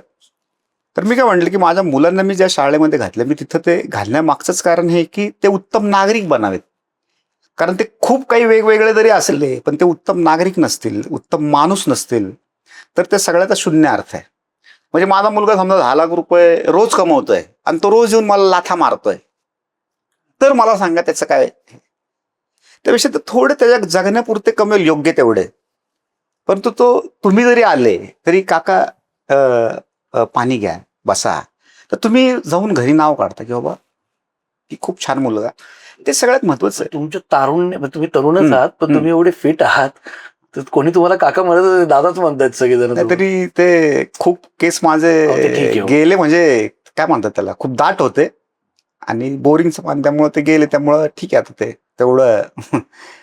हे सगळं तुम्ही संस्कारांची देवाणघेवाण सांगितली आणि खूप सुंदर बोललात की जे आपल्या आत्ताच्या ज्या हातात आपल्या गोष्टी आहेत त्याच्यावरती आपण त्या गोष्टीचा स्वीकार करतो. आणि ते पण मैदानी खेळ ही फार गरजेचं, जसं तुम्ही पालकांना सांगितलं. हिंदुत्वामध्ये ते पण येतं आपल्या. हो, अगदी अगदी अगदी रांगडी माती आणि मातीशी हिंदुत्व नेमकं काय ते महत्वाचं आपलं. बरोबर.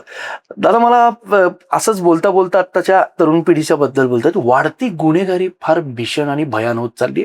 सरकार त्याच्यावरती उत्तम काम करतंय, पोलीस प्रशासन हे सज्ज आहेत, बंधू आणि भगिनी आहेत, ते सडेतोड उत्तर देतात. पण रोज 2 दिवसाआड, रोज 1 दिवसाआड तर छोट्या गोष्टींवरनं डोक्यात वीट घालणे, डोक्यात शस्त्र घालणे. आता आज सकाळची पण एक तुम्ही न्यूज फ्लॅश आउट झाली, कालही झाली. याच्यामुळे सामान्य नागरिकांना दहशतीतनं जावं लागतंय. मी परत म्हणतो की सरकार त्याच्यावरती रोखठोक काम करतंय. हे काय चाललंय सर? पुणे शहरात अशा पद्धतीचं वातावरण आम्ही कधीच नाही पाहिलं. म्हणजे सेकंदात गाडीवरनं बघता असं पण बघितलं की काय रे, काय बघतो? नाही, काही नाही बघितलं. काय बघतो? इथून सुरुवात होतीये सर. बरं, हे महिलांबरोबर पण होतंय, वयस्कर माणसांबरोबर पण होतंय. हे सगळं काय आहे? या प्रश्नाचे अनेक पैलू आम्हाला ऐकायचे सर.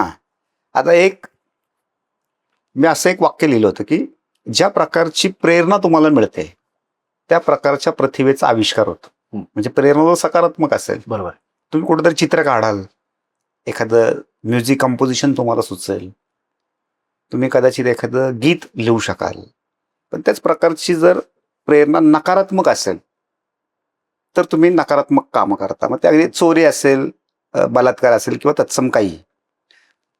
तर मुळामध्ये एखादी गोष्ट मनुष्य करतो का, त्याला काहीतरी त्यातनं निष्पन्न करायचं असतं. उदाहरणार्थ की गुन्हेगारीचं आकर्षण का वाटतं, तर जसं याच्या आधीच्या प्रश्नाला मी उत्तर दिलं, काहीही कर, कसंही कर, पैसे. आणि ते पैसे कशासाठी?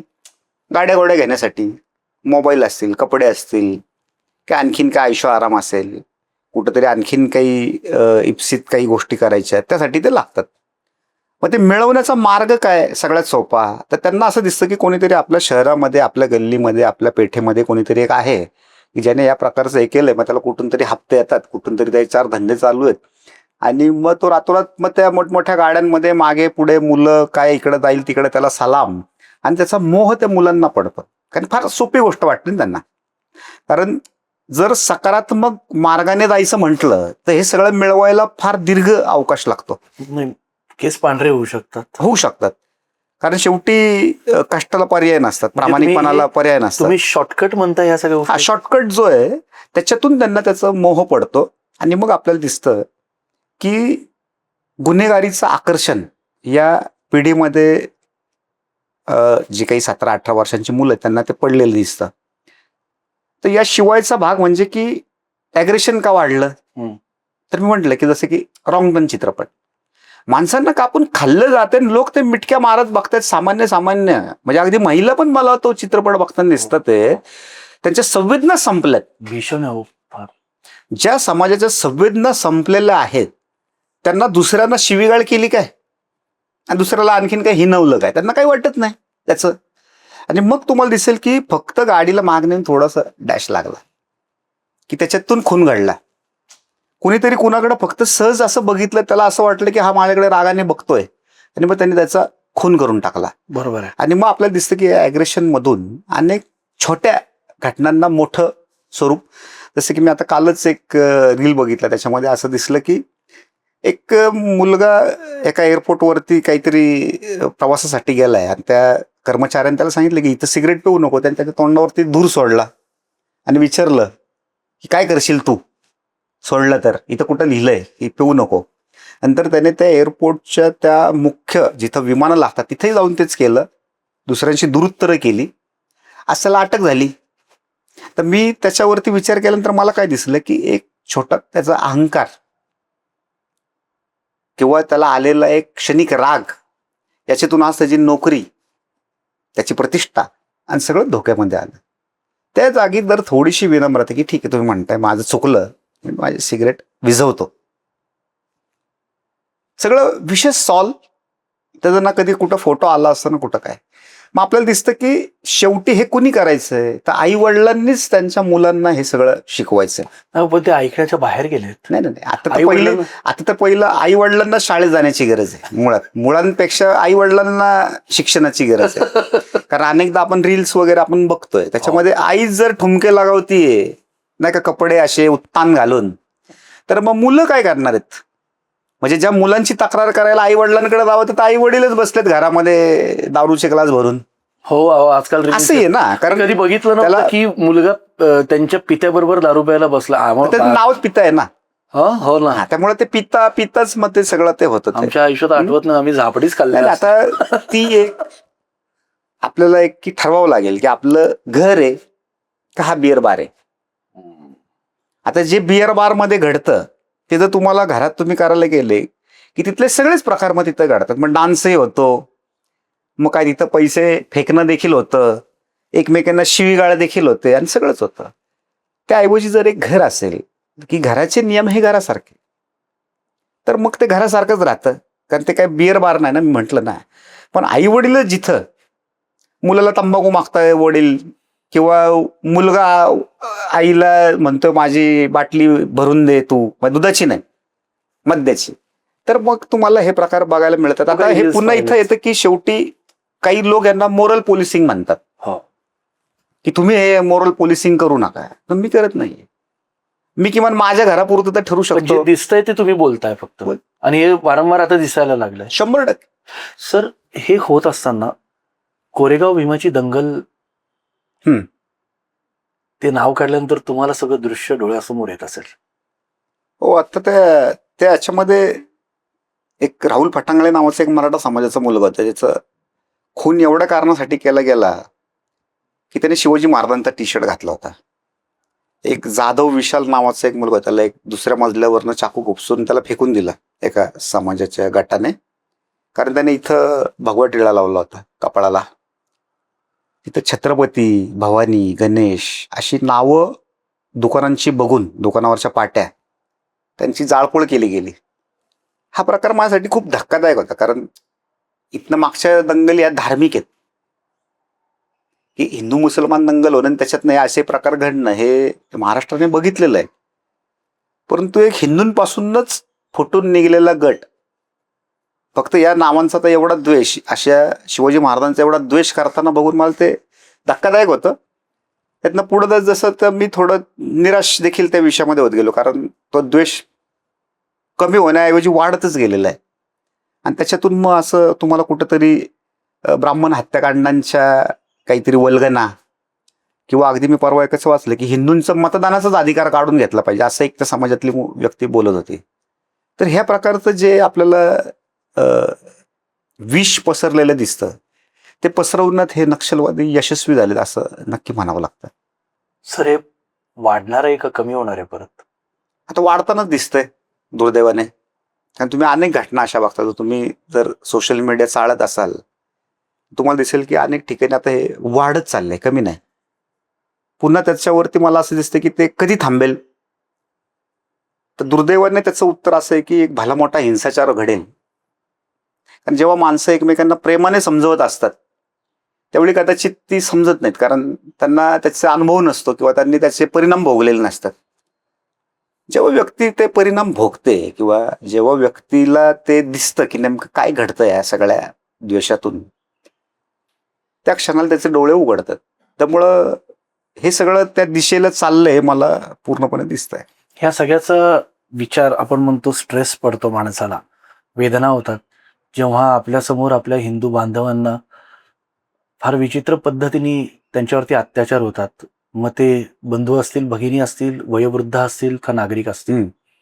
जसं तुम्ही पहलगामची गोष्ट सांगितली की त्या नराधमांनी विचित्र पद्धतीने, म्हणजे ते ज्या बॉडीज होत्या त्या भावत नव्हत्या आपल्याला. आपल्या काही कोथरूडचे पण रहिवासी होते.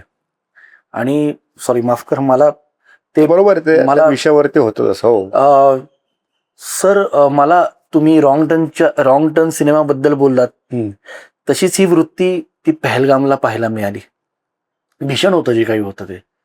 हा प्रश्न मला तुम्हाला विचारायचा आहे.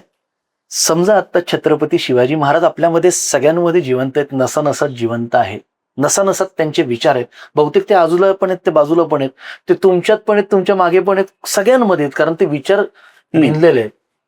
समजा त्या ठिकाणी तुम्ही पहलगामच्या ठिकाणी असता, तुम्ही काय केलं असतं? असं आपण समजा त्या पहलगामच्या ठिकाणी तुम्ही असता तिकडे, समजा तुम्ही एकटेच ट्रिपला गेला असता आणि हे तुमच्या समोर घडत असतं, तर तुषार दामगुडेंनी काय केलं असतं तिकडे? आता या उत्तराला सहज विचारलं नाही का की काल्पनिकच प्रश्न आहे, पण काल्पनिक प्रश्न विचारला. तुम्ही काय तत्काळ केलं? प्रतिक्रिया, समजा मी माझ्या वेपन्स तिथं असतो तर 100% तिथं प्रतिकाराचा प्रयत्न केला असता. कारण मी नेहमी असा विचार करतो की शेवटी आता मरायचं इथं ठरलेलं आहे, नाही का, की ते AK-47 घेऊन आले, त्यांनी लोकांना गोळ्या घालतायत, तर प्रतिकार तरी का करू नये? आणि ती जी माणसं मान खाली घालून असं त्यांनी ते बसलंय. कारण मला हा नेहमी प्रश्न पडतो हिंदू मानाविषयी, म्हणून मी हा तुम्हाला प्रश्न विचारलाय.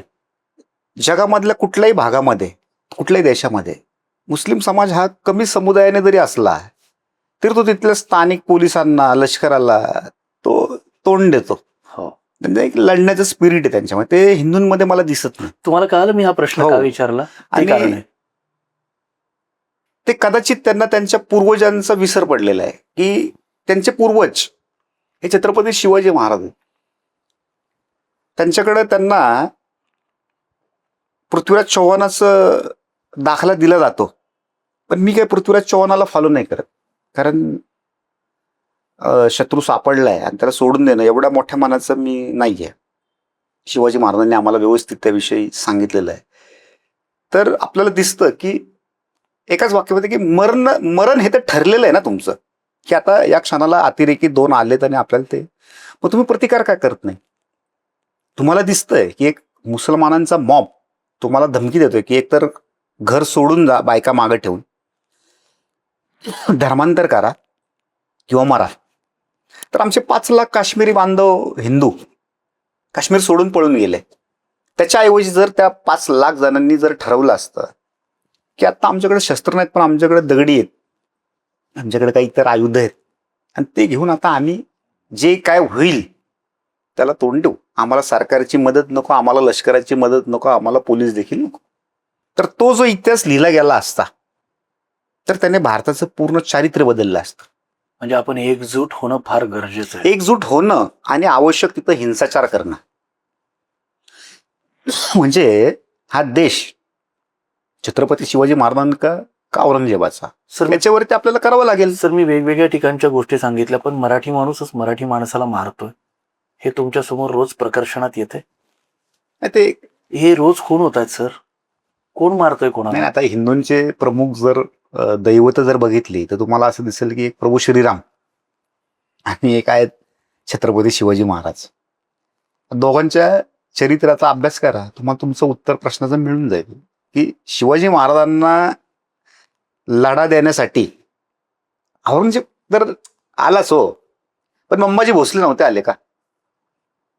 प्रभू श्रीरामांना काय रावणाने वनवासात नव्हतं पाठवलं, बरोबर आहे, त्यांच्या त्यांच्या घरात. आईनेच पाठवलं. मग आपल्याला असं दिसतं की जे त्यांना नाही चुकलं ते ते त्यांच्या अनुयायांना काय चुकणार आहे? त्यांच्या नशिबामध्ये देखील या दोघांनी जे काही भोग भोगले ते सगळे त्यांच्या नशिबात आहे ना. त्यामुळे हिंदुत्ववाद्यांना मी आवाहन करतो की तुम्ही हिंदुत्ववादाचं काम करायचं जर एकदा स्वीकारलं तर या दोघा चरित्र नायकांना जे जे भोगावे लागले त्रास, स्वकीयाकडून विश्वासघात असेल, मग तुम्हाला कुठं आणखीन तुमच्या कुटुंबाचा देखील सर्वोच्च त्याग करणं असेल, आणखीन हलाखीच्या परिस्थितीमध्ये विपरीत तुम्हाला लढा देणं असेल, अशा सगळ्या गोष्टी तुम्हाला भोगाव्या लागणार आहेत. त्याच्यामध्ये तुम्ही कुठलीही शंका बाळगू नका आणि खचून जाऊ नका, कारण या सगळ्याला तोंड देऊन त्यांना जे करायचं ते करून दाखवलं, यशस्वीपणे करून दाखवलं. आपल्या समोर ते चरित्र नायक म्हणून उभे आहेत. म्हणून मी तुम्हाला अंदाज असेल की मी हा प्रश्न विचारायचं मागचं कारण काय होतं, आणि बरोबर मी ते जे पहलगामला झालं होतं म्हणून मी हा प्रश्न विचारला की तुम्ही तिकडे असता तर काय केलं असतं. तसा प्रश्न हा काल्पनिक होता, पण तुम्ही सत्य उत्तर दिलं आणि बहुतांश तुम्ही हे सांगितलं की आपण छत्रपती शिवाजी महाराजांच्या विचारातले मावळे आहोत. त्यांचे विचार आपल्या नसानसात आहेत. त्या ठिकाणी आपल्याला माहिती की आपलं मरण येणार आहे, पण त्या ठिकाणी दोघांना तरी घेऊन येणं लढा. क्या बात. आपल्याला ते सीएसटी देखील उदाहरण दिसतं. सीएसटीवर जेव्हा कसाब आला तेव्हा तिथल्या काही जे कर्मचारी होते पोलीस, त्यांच्याकडे वेपन होते. जे काका होते त्यांनी त्याची बंदूक त्याच्या पोटात घेतली आणि ते ओंबाळ्यांचं वेगळं. पण सीएसटीवर देखील काही कर्मचारी होते की ज्यांच्याकडे वेपन होते, पण ते भांबावून गेल्यामुळे त्यांना ते प्रत्युत्तर देता आलं सुचलं नाही त्यांना. एक जण पोलीस कर्मचारी त्याच्या नातेवाईकाला सोडायला ऑफ ड्युटी होता, ऑफ ड्युटी, त्याने ती बंदूक घेतली आणि तो लढला. तर मला सांगा, जर असा काही प्रसंग पुन्हा घडला तर हिंदूंच्या किती नागरिकांना बंदुकीचं लॉक काढता येतं, बंदूक चालवता येतं? तर बंदूक अवैध बाळगणं हा गुन्हा आहे, पण त्याचं प्रशिक्षण घेणं हा गुन्हा नाहीये. मी असं म्हणत नाही की आपल्याला उद्या जाऊन कुठंतरी युद्ध करायचं किंवा अजून काही गोळ्या चालवायच्या, पण तुम्हाला स्वसंरक्षणासाठी या सगळ्याचं ज्ञान असणं फार गरजेचं आहे. आणि मी हिंदूंना आवाहन करतो की त्यांनी या प्रकारच्या शस्त्रास्त्रांचं अधिकृत असं प्रशिक्षण घ्यावं, स्वतःला सगळ्या प्रकारच्या प्रसंगांना सज्ज ठेवावं आणि नेहमी सर्वोच्च त्यागाची तयारी ठेवावी. तुम्ही धुरंधर 2 किती वेळा पाहिला? नाही, मी आता तो 2 वेळा पाहिलेला आहे. वा. आधीचा देखील पाहिलेला आहे. मी अशा प्रकारचे जर चित्रपट असेल तरच बघतो हिंदी, नाहीतर मी बघत नाही. फार सुंदर केलं. कारण अनेकदा असं दिसतं की म्हणजे जर रामानुजन यांच्यावर चित्रपट बनवायचा तर तो हॉलिवूडला बनवावा लागतो, आणि हिंदीवाले बनवणार म्हणजे या भारतामध्ये जेवढे स्मगलर असतील, जेवढ्या वेश्या असतील, जेवढ्या कोठेवाल्या असतील, जेवढे बलात्कारी असतील, जेवढे खुनी असतील, त्यांच्यावरचे चित्रपट निर्माण करणे म्हणजे बॉलिवूड. मग ती हसीना पारकर असेल, कोठीबाई, गंगूबाई असेल, दाऊदवरती मला वाटतं 10 चित्रपट निर्माण केले यांनी. पण यांना असं कुठेतरी वाटलं नाही की राहीबाई पोपेरे नावाच्या एका अनपढ महिलेने काही चांगलं काम केलं, किंवा एक जाधव पायंग नावाच्या माणसाने काही खूप मोठं काम केलंय, किर्लोस्करांनी किर्लोस्कर वाडीसारखा एक उत्तम प्रयोग केला. अशाच्या जीवनावरती एक चरित्रपट निर्माण करावा, तर असं आपल्याला दिसत नाही. त्यामुळं काय, म्हणजे मी बॉलिवूड त्यामुळं कमी बघतो. बोलता बोलता मी तुम्हाला सांगितलं होतं की आम्ही तुमच्यासाठी एक गोष्ट आणलेली जी म्युझिक रिलेटेड आहे, म्हणजे संगीत याबद्दल, संगीताबद्दलची निवडत आहे. सर प्लीज आणता का जरा ती गोष्ट? तुम्हाला खूप आनंद होणार आहे. आणि ती गोष्ट आम्हाला लक्षात आहे की का आम्ही तुम्हाला त्या मोकळ्या गप्पाच्या मार्फत तुम्हाला ती गोष्ट हवाले करणार आहे, तर तुम्हाला खूप तुमच्या चेहऱ्यावरती लगेच आनंद आहे. तर ती गोष्ट तुमच्या संगीत, हो, म्हणजे म्युझिकची आवड आहे. एक हिंदुत्ववादी असा होतो सर्व विद्या पारंगत आणि त्यांनी कलेचा आस्वाद घेणं फार आवश्यक आहे, तर तो एक चांगला हिंदुत्ववादी बनू शकतो. ही तुमच्यासाठी आम्ही एक छोटीशी गोष्ट आणली आहे. ही आहे आमचा आवडता ब्रँड आहे हॅमर, आणि हॅमर मधून हॅमर करतात गाणे. ते आमचा आवडता ब्रँड आहे आणि आम्ही खास तुमच्यासाठी ही गोष्ट आणली. ते मला मिळण्याची शक्यता फार कमी आहे, कारण माझ्या बायकोला देखील फार आवडतं. तर मला असं वाटतं हे घरी गेल्या गेल्या जप्त होऊन जाईल. हो, ते जप्त होईल, पण तुम्हाला गाणी फार आवडतात असं मी ऐकलंय. आणि तुम्हाला हे असं खूप खूप धन्यवाद दिग्विजय दादा. आणि अत्यंत उत्तम अशी भेट आहे. तर तुम्हाला फार आवडेल जेव्हा लताजी आणि तुम्ही कुठेही जात असताना ह्याला सोबत घेऊन जाता. जरूर छान, ते मस्तपैकी त्याच्यात खूप छान छान तुम्हाला ऐकण्याच्या गोष्टी आहेत. खूप खूप धन्यवाद दादा. मला एक प्रश्न विचारायचा आहे. मी मगापासून तुम्हाला ऑब्झर्व करतोय, आज काही माहित नव्हतं. मी आज जस्ट घरातून निघताना म्हटलो मी कधी काळा रंग शक्यतो घालत नाही. अच्छा. आज देवा शपथ मला, कारण मी थोडासा गुरूंच्या चरणी स्वतःला स्वाधीन करून टाकलंय. मी फक्त महादेवाची भक्ती करतो आणि शक्यतो मला काही गुरूंनी सांगितलं की आज शक्यतो काळा रंग धारण कर. मी देवाची शपथ सांगतो, 2021 नंतर मी आज पहिल्यांदा काळ्या रंगाचा कपडा घातला. आणि मी माझ्या बायकोला सांगितलं की बाई मी आज आता ब्लॅक शर्ट घालतो. का झाली इच्छा मला माहित नाही. आणि मी तुम्हाला येताना पाहिलं तुम्ही ब्लॅक कलर, म्हणजे आपण काही ठरवून नव्हतो आलो. पण ह्या ब्लॅक वरती तुम्ही ज्या पद्धतीचं एक मफलर टाईप शाल घेतलीये, म्हणजे हा गमछा आपण म्हणूया, तर मी म्हणजे हे तुम्हाला आवड काय आहे म्हणजे? हा मणिपूरचा म्हणजे तिथला पारंपरिक गमछा आहे. आपली जी 7 राज्य आहेत तिथं मोदीजींनी त्यांच्या सत्तेवर आल्यानंतर आवर्जून, म्हणजे मला वाटतं आपले पंतप्रधान PV नरसिंहरावांपासून ह्या प्रक्रियेला सुरुवात झाली. मग अटल बिहारींनी ते पुढे नेली, नरेंद्र मोदींनी ते आणखीन फार पुढे नेली, की ही जी 7 राज्य आहेत त्यांच्याकडे एक दुर्लक्ष झालेलं आपल्याला आपल्या इतर याच्याकडनं आढळतं. अगदी नागरिकांपासून सरकारपर्यंत त्याची सुरुवात त्यांनी केली आणि आता आपल्याला तिकडे रस्ते वगैरे भरपूर काही झालेलं दिसतं. त्या संस्कृतींची ओळख उर्वरित भारताला व्हावी असं एक छोटासा एक माझा हेतू.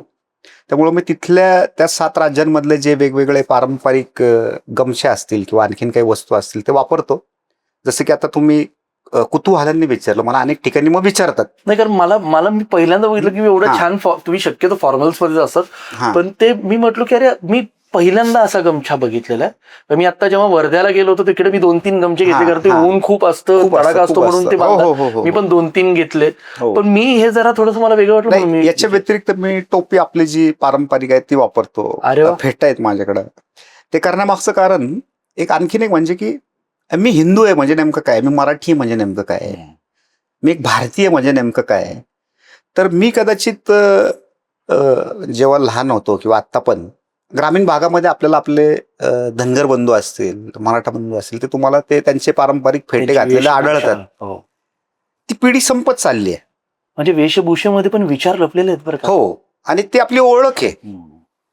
तर ते आपल्याला दिसतं की ती पिढी जशी जशी लोप पावत चालली तशा तशा त्या गोष्टी दिसणं कमी झाल्या.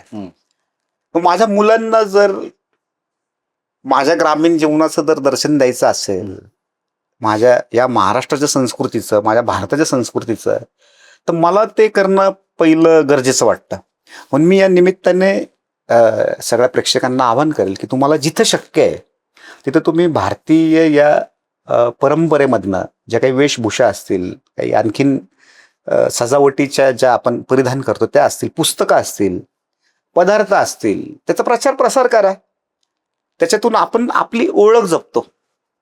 कारण शेवटी एक इटालियन मनुष्य हा इटालियन असतो, त्याची ओळख तो युरोपियन म्हणून करून देत नाही ना. तो त्याची काही स्वतःची ओळख आहे की बाबा काही खाद्यपदार्थ असतील, कपडे लत्ते असतील, त्यांची भाषा असेल, तर ते इटालियन म्हणून गर्वाने ते बाळगतात. आज तुम्ही बघा जगामधल्या सर्वात श्रीमंत देशांपैकी अरब राष्ट्र आहेत, ते काय सूट घालू नाही शकत का? ते घालतात, पण त्याच्यावरती त्यांची परंपरा म्हणून ते त्यांचा जो काही पारंपरिक ड्रेस आहे तो घालतातच. कुठल्याही समिटला जाऊ ते घालतात का? ते त्यांच्या संस्कृतीचं प्रदर्शन करतात, अभिमान बाळगतात. मग आपण ते केलं तर काही चुकण्यात काही हे नाहीये. आणि आपल्या या ज्या नॉर्थ ईस्टच्या ज्या बंधूंना आहे त्यांना आपल्यामध्ये सामावून घेण्यासाठी आपण हे केलं पाहिजे. कारण ही सगळी सीमावर्ती भागातली मंडळी आहेत, ते तिथं आहेत, म्हणून आज आपण इथल्या सगळ्या प्रकारची प्रगती आपण उपभोगू शकतोय. आणि त्यांना कुठंतरी इकडे येऊन वेगळं वाटू नये म्हणून आपण हे प्रयत्न केले पाहिजेत की जेणेकरून आणखीन काही नवीन काश्मीर आपल्याला निर्माण करायचं नाहीये. तर सगळ्यांना विनंती आहे की तुम्ही त्यांना कुठंतरी चायनीज म्हणून हिणवू नका, त्यांना त्यांच्या कुठल्या तरी आहारावरून त्यांना हिणवू नका. त्यांची संस्कृती तुम्हाला जेवढी काही जोपासता येईल तेवढी जोपासा, त्यांना आपले बंधू म्हणून स्वीकारा, असं मी विनम्र आवाहन करतो. तुषार दादा, मला तुम्हाला एक विचारायचं, तुम्हाला या कार्यक्रमात येऊन, मोकळ्या गप्पामध्ये येऊन, आपलं खूप दिवसापासून चालू होतं, हो. कसं वाटलं?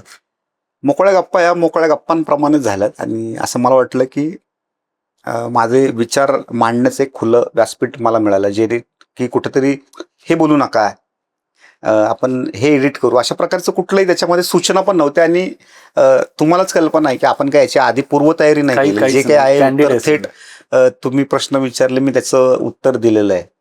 आणि त्यामुळं मला अत्यंत बरं वाटलं. मुळामध्ये तुम्ही मला ही संधी दिली त्याबद्दल मी तुमचा ऋणी आहे. आणि मोकळ्या गप्पांच्या प्रेक्षकांचे देखील मी आभार मानतो. आणि त्यांनी अशाच प्रकारचं प्रेम या मोकळ्या गप्पांवरती ठेवावं, आणि जेणेकरून अधिकाधिक ज्ञानी असतील पुरुष, अधिक कला ज्यांच्याकडं आहे, अशा व्यक्तींचं तुम्हाला भेट या निमित्ताने या व्यासपीठावरून व्हावी अशी मी प्रार्थना करतो. आमच्या शोचा एक टास्क आहे, तुम्ही आधीचे इंटरव्ह्यू पाहिले असतील आमचे. हो. तुम्ही कुठले कुठले पाहिले? मी दीपक भाऊंचा एक आता रिसेंटली बघितलं, मला आवडला आणि तो, कारण त्या खरंच मोकळ्या गप्पा, कारण भाऊ अनेकांसाठी अनेक गोष्टी करतात, म्हणजे त्याची मला कल्पना आहे, कारण त्यांचे चिरंजीव माझे मित्र आहेत चांगले. आणि असं दिसतं की मग अशा व्यक्ती जेव्हा अडचणीमध्ये येतात त्यावेळी अनेक व्यक्ती साथ सोडण्याचा प्रयत्न करतात, परंतु मला असं दिसलं की दिग्विजय दादांनी मात्र त्यांना एक त्यांचं जे काही खुले मतं आहेत ती मांडण्याची त्यांना संधी दिली, आणि भाऊंनी देखील तशी उत्तरं दिली. तसं मी आज पुण्यातल्या अनेक व्यक्तींना भाऊंचं व्यक्तिमत्व कल्पना आहे. म्हणजे अगदी या निमित्ताने मी सांगू इच्छेल की एखाद्याचं कुटुंब चालवण्यापासूनची अनेक कामं ते करत असतात. हो. आणि अशा व्यक्तींना इथं येऊन त्यांचं मत मांडण्याची संधी मिळाली तर एक चांगली गोष्ट घडली, आवडला. ही सगळी इच्छा, ही सगळी शक्ती ही महादेवाची. आणि आपण नंतर थोड्या वेळाने आत जाऊयात, तर तिकडे स्वामी आहेत आणि हे सगळं स्वामी करून घेतात. 100. ज्या लोकांनी आपल्या धर्माबद्दल, आपल्या जगद्गुरूंबद्दल, आपल्या परमेश्वराबद्दल, ज्याची आपली आपण त्याच्या नखाच्या इथे आहोत, त्यांच्याबद्दल ज्यांनी विचित्र उद्गार काढलेत, तर त्यांचे प्रारब्ध म्हणावे आणि त्यांना देव त्यांच्या पद्धतीने सद्बुद्धी देऊन म्हणून ज्या अशा प्रकारच्या गोष्टी करतात, त्यांच्या जीवनामध्ये ज्या गोष्टी घडतात त्यातनं आपल्याला दिसतं ते. अगदी बरोबर आहे, अगदी बरोबर. आमच्या शोचा एक टास्क आहे आणि तो टास्क फार गमतीशीर आहे, पण ही संधी कधी कोणाला मिळत नाही. हा आहे फोन, ह्या फोनमध्ये सिम कार्ड नाहीये, या फोनमध्ये कुठलंही नेटवर्क नाहीये, आणि आम्ही तुम्हाला थोड्या वेळासाठी हा फोन सुपूर्त करणार आहोत, आणि तुम्हाला कोणाला तरी फोन लावायचा आहे. तर असं कधी मिळत नाही ना संधी. खूप जणांना फोन लावला, पण मी तुषार दामगुडे दादांना ही विनंती करतो, हा फोन सुपूर्त करतो, आणि तुम्हाला कोणाला फोन लावायचा आहे हे आम्हाला ऐकायचंय. नमस्कार, तुषार दामगुडे बोलतोय. हे जे नाव मिळालं ते महाराज तुमच्यामुळे मिळालं. आजचा जो भारत आम्ही उपभोगतो त्याच्यामध्ये जी आमची आर्थिक प्रगती असेल, आमची शैक्षणिक असेल, आमची व्यावसायिक असेल, आमची सांस्कृतिक असेल, ऐतिहासिक असेल, ही सगळी जी प्रगती उपभोगतो ते तुम्ही तुमच्या जीवनामध्ये जे त्याग केलेत, त्याच्यासाठी ज्या खस्त खाल्ल्या, त्यामुळे आम्ही उपभोगतो आहोत. 400 वर्षापूर्वी तुम्ही त्या पावनखिंडीमध्ये ठरवलं की माझ्या पत्नीने हिजाब घालायचं का नाही, मी सुनता करायची की नाही, आणि त्या निर्णयावरती तिथल्या पुढच्या पिढ्यांनी आणि अगदी माझ्यापर्यंत तो वारसा आलेला आहे. तोच वारसा आम्ही आमच्या पुढच्या पिढीला देऊ, आणि जोपर्यंत या पृथ्वीवरती शेवटचा हिंदू असेल तोपर्यंत तुमचं स्मरण करून आम्ही तुमचा वारसा पुढे चालू. तुम्ही तुमची काळजी घ्या, आम्ही सर्व सुखात आहोत. आणि ज्या ज्या क्षणाला आम्हाला तुमची गरज भासेल त्या वेळी तुम्ही आमच्या मनामध्ये तुमच्या चैतन्याने पुन्हा एकदा ती ऊर्जा पेटवत राहा, एवढीच तुम्हाला विनंती. जय हिंद, जय महाराष्ट्र. आमच्या शोमध्ये मोकळ्या गप्पांमध्ये पहिल्यांदा इतक्या एपिसोडमध्ये कोणी आईला फोन लावला, कोणी त्यांच्या वडिलांना फोन लावला, कोणी गुरूंना फोन लावला. एक चैतन्य आणि एक आध्यात्मिक वातावरण ह्या वास्तूत आहे हे आता आज त्याचं शिक्कामोर्तब झालं. कारण आज पहिल्यांदा ह्या पॉडकास्टमध्ये आज असं वाटतं की आम्हाला पूर्ण आशीर्वाद मिळाले आणि आम्ही सगळी टीम हा विचार करत होतो की असं कधी होईल की कोणाच्या मार्फत आम्ही छत्रपती शिवाजी महाराजांचा आवाज ऐकू शकू, का कोणीतरी छत्रपती शिवाजी महाराजांशी बोलतंय आणि आम्ही ते जसे लहानपणी असं किल्ल्यावरती छत्रपती शिवाजी महाराजांचा तो फोटो ठेवायचो, ती मूर्ती ठेवायचो आणि आम्ही असं बघायचो की छत्रपती शिवाजी महाराज तो केलेला किल्ला सगळ्यांना गोष्ट सांगतायत स्वराज्याची, आपला स्वराज्य किती सुवर्ण झाला पाहिजे. तसं असं कधी होईल आम्ही आज सातत्याने विचार करायचो. आणि आज तुषार दामगुडेंनी चक्क छत्रपती शिवाजी महाराजांना, आमच्या दैवताला, आमच्या आईला, आमच्या माऊलीला, आमच्या प्रेरणेला, आमच्या ताकदीला, आमच्या नसानसात जी हिंदुत्ववादी, आमच्या नसानसात सामाजिक वारसा, समाजासाठी कल्याण आणि समाजासाठी स्वतःला झोकून देणं, हे जे विचारजन्य आम्हाला दिले ते आमचं दैवत छत्रपती शिवाजी महाराजांना तुम्ही संपर्क केला आणि असंच वाटलं की खरंच महाराजांचा इथे ऑरा आलेला आहे 100%. आणि तो आपल्यामुळे आला. नाही, ते ऍक्च्युली फोन थेट लावून बोलणं असल्यामुळं ते भरून आलं.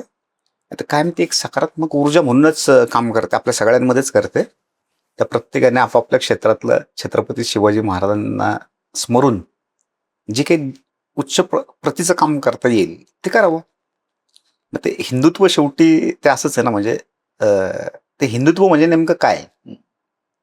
मी आता माझ्या 2-3 भाषणांमध्ये की सगळे धर्म जर एकच मार्ग सांगतायत, एकच संदेश देत आहेत, तर मग हिंदू धर्म बुडाला तरी काय हरकत आहे, कारण इतर तर आहेतच की. पण तसं नाहीये. सगळे धर्म एक मार्ग सांगत नाही, एक संदेश देत नाही. हे जे हिंदुत्व आहे ते आपल्याला आपल्या धर्माची योग्य त्या शब्दांमध्ये चिकित्सा करण्याची मुभा देतात. म्हणून आपल्याला हिंदुत्व टिकवायचं. हे हिंदुत्व आपल्या महिलांना आपल्या पुरुषांच्या बरोबरीने जगण्याची मुभा देतं. म्हणून आपल्याला हे हिंदुत्व टिकवायचं आहे. हे हिंदुत्व आपल्याला शैक्षणिक, आर्थिक, सामाजिक सगळ्या प्रकारची प्रगती साधण्याची संधी देतं. म्हणून आपल्याला हे हिंदुत्व टिकवायचं आहे. कारण याचं उत्तम उदाहरण म्हणजे आपलेच पूर्वीचे बंधू असलेले, आपलेच नातेवाईक असलेले, आपलेच पूर्वज असलेले अफगाणिस्तान, पाकिस्तान, बांगलादेश यांची वाटचाल किती वेगळी झाली. आज तिथं व्यवसाय करणं सुरक्षित नाहीये. आज तिथल्या महिलांना शिक्षण नाहीये. आज तिथली लोकशाही, तिथलं संविधान हे सुरक्षित हातामध्ये नाहीये. मग हे सगळं बघितल्यानंतर आपल्याला प्रश्न उभा राहतो की नेमकं असं का घडलं. तर त्याचं उत्तर आहे धर्म बदलल्यामुळं. की इकडे ते जगात म्हणजे 80च वर्ष झाले आपल्याला स्वतंत्र होऊन या 4ही देशांना, परंतु हा एक जागतिक महासत्ता बनलाय. पहिल्या 5मध्ये येतो की आज भारताचं मत फार महत्वाचं आहे. मग ते सामरिक क्षेत्रात असेल, आर्थिक क्षेत्रात असेल, लोकसंख्येमध्ये असेल, कुठेही. आज पूर्ण जगाला आपण कोविडशील्ड पाठवल्या. म्हणजे आज आपण म्हणजे का की त्या भूमिकेमध्ये आलो आपण फक्त 80 वर्षात या. कारण आपल्याकडे जवळपास एवढ्या वर्षांचं पारतंत्र्य होतं. मग आपल्याला दिसतं की फक्त याच देशाने हे केलं कारण धर्माची निवड आपली योग्य राहिली. त्यामुळं आपल्याला हे हिंदुत्व टिकवायचं. आणि हे हिंदुत्व आपल्याला दिलं मग छत्रपती शिवाजी महाराज असतील, हरिहर बुक्कराय असतील, लचित बारफुकन असेल, राजा रणजित सिंग असेल, महाराणा प्रताप असतील, बाप्पा रावळ असतील, या सगळ्यांनी आपल्याला हे दिलंय. आपल्या महाराष्ट्राच्या पातळीवर किंवा देश पातळीवर आणखीन आपली काही नावं घ्यायची म्हटलं तर अहिल्याबाई होळकर आहेत, पहिले बाजीराव पेशवे आहेत, छत्रपती संभाजी महाराज आहेत, लहुजी वस्ताद आहेत, राजे उमाजी नाईक आहेत, ही अशी ही मंडळी आहेत की ज्यांनी आपल्याला हे दिलंय. मी जसं आता फोनवर म्हटलं की 400 वर्षापूर्वी ठरलंय, आता आपण सुनता करायची का नाही. तो जो वारसा मिळालाय तो आपण पुढं चालवायचा आहे. तरच मी सगळ्या प्रेक्षकांना सांगेन की फक्त हा धर्म निवडल्यामुळं आज ही आपली आर्थिक आणि या सगळ्या प्रकारची प्रगती जी तुम्ही उपभोगताय ती आपल्याला मिळालेली आहे. ती जर निवड चुकली असती किंवा ती जर चुकली तर जगभरामध्ये या 3 देशांचं नाव ज्यासाठी ओळखलं जातं तो म्हणजे एक दहशतवादाची फॅक्टरी म्हणूनच हा हिंदुस्थान ओळखला गेला असता. कारण हा फक्त 1000 वर्षाचा प्रवास आहे. म्हणजे मानवी इतिहासामध्ये 1000 वर्ष म्हणजे फार नाही आहेत. या 1000 वर्षात अफगाणिस्तान, बांगलादेश, पाकिस्तान ही अतिरेक्यांना जन्माला घालणारी फॅक्टरी म्हणून निर्माण झालेली आहे. आणि हिंदुस्थान हा डॉक्टर, इंजिनियर आणि वैज्ञानिक यांना जन्म घालणारी फॅक्टरी आहे. कारण फक्त आणि फक्त धर्माची निवड. त्यामुळे आपल्या मुलाबाळांना जर आपल्याला हे द्यायचं असेल तर आपल्याला ते आपल्याला लढावं लागेल. सर, एवढं सगळं करून तुम्ही तुमच्या तब्येतीची काळजी कशी घेता? नाही, उलट या सगळ्या याच्यामध्ये मला काही वाईट सवय होतो. जागरण, त्याच्यामुळे तुम्हाला त्रास पण झाला? हा, त्रास पण झाला मला. ते मी पूर्ण सगळं कंट्रोलमध्ये आणलं. मी सगळ्यांना विनंती करेल की या निमित्ताने, आता दादांनी प्रश्न विचारला म्हणून, तुमचं हृदय खूप मोठं आहे पण त्या हृदयाला थोडासा त्रास झाला. वरून मीठ खाऊ नका कुठल्याही पदार्थामध्ये. फार आता हा एकदम टॉपिक सोडून, म्हणजे सॉरी, तुमचं हृदय खूप मोठं आहे आणि ते हिंदुत्ववादी हृदय आहे. पण ते हिंदुत्व काही काळजी घेतल्या पाहिजे. ती काळजी ते काय आणि ते काय झालं थोडस त्याच्याबद्दल मला? नाही, ते मी म्हटलं ना की काही चुकीच्या सवयींमुळे असेल. म्हणजे जागरण ही फार वाईट सवय मला होती. मी फार कमी झोप घ्यायचं. ही अत्यंत वाईट सवय सगळ्यांना, म्हणजे अनेकांना असते. 8 तास झोप घेतलीच पाहिजे? घेतली पाहिजे. मग ती कुठल्याही तुम्ही वेळी घ्या भले, पण ती घ्या. कारण तुम्हाला कामाच्या वेळा वेगवेगळ्या असू शकतात. 24 तासात काहींना नाईट शिफ्टच असते पण त्यांना ते शक्य होत नाही. त्यामुळे 8 तास तुम्ही झोप घ्या. दुसरं म्हणजे की जेवणामध्ये वरून मीठ घेण्याचं फार घातक एक प्रकार असतो तो. हो का? हो, की ज्याच्यामुळे बॉडीला तुमच्या त्रास होऊ शकतात. तेल या विषयावरती देखील कंट्रोल ठेवणं फार गरजेचं आहे. म्हणजे तेलामुळेच पदार्थ चांगले होतात आणि मग ते आम्ही भरपूर खाऊ तर आपल्याला असं दिसेल की एक 22, 27 वगैरे जी वय असतात त्याच्यामध्ये काही खपून जातं. तुम्ही काही करा, जिरून जातं. पण तुम्हाला त्याचा परिणाम हे पुढे गेल्यानंतर दिसतात. त्यामुळं झोप, आहारावरती तुमच्या नियंत्रण, या गोष्टी तुम्ही जर योग्य पद्धतीने जर बाळगल्या तर मला वाटत नाही की त्याला कुठलाही प्रकारचा आजार होण्याची. आणि एक लक्षात ठेवा, मेंदू, लिव्हर, हृदय या अशा काही गोष्टी आहेत की ज्या तुमच्या शरीरामध्ये एकमेव आणि त्या निसर्गाने तुम्हाला बदलता येत नाहीत. तर त्यांच्या संबंधित आजार देखील एका रात्रीत होत नाहीत. नाही, ते सॉरी मी इंटरप्ट करतो. तुम्हाला गाण्यांची आवड आहे, पण मोहरा या सिनेमामध्ये गाणं आहे, ए काश कही ऐसा होता की दो दिल होते सीने. भविष्य काळामध्ये जर विज्ञानाने तेवढी प्रगती केली तर ते होऊ शकेल, पण आता तरी ते शक्य नाहीये. तर की कुठल्याही म्हणजे या महत्वाच्या अंगांविषयी की समजा मेंदू बदलता येत नाही, त्याच्याशी संबंधित रोग एका रात्रीत होत नाहीत सुदैवाने.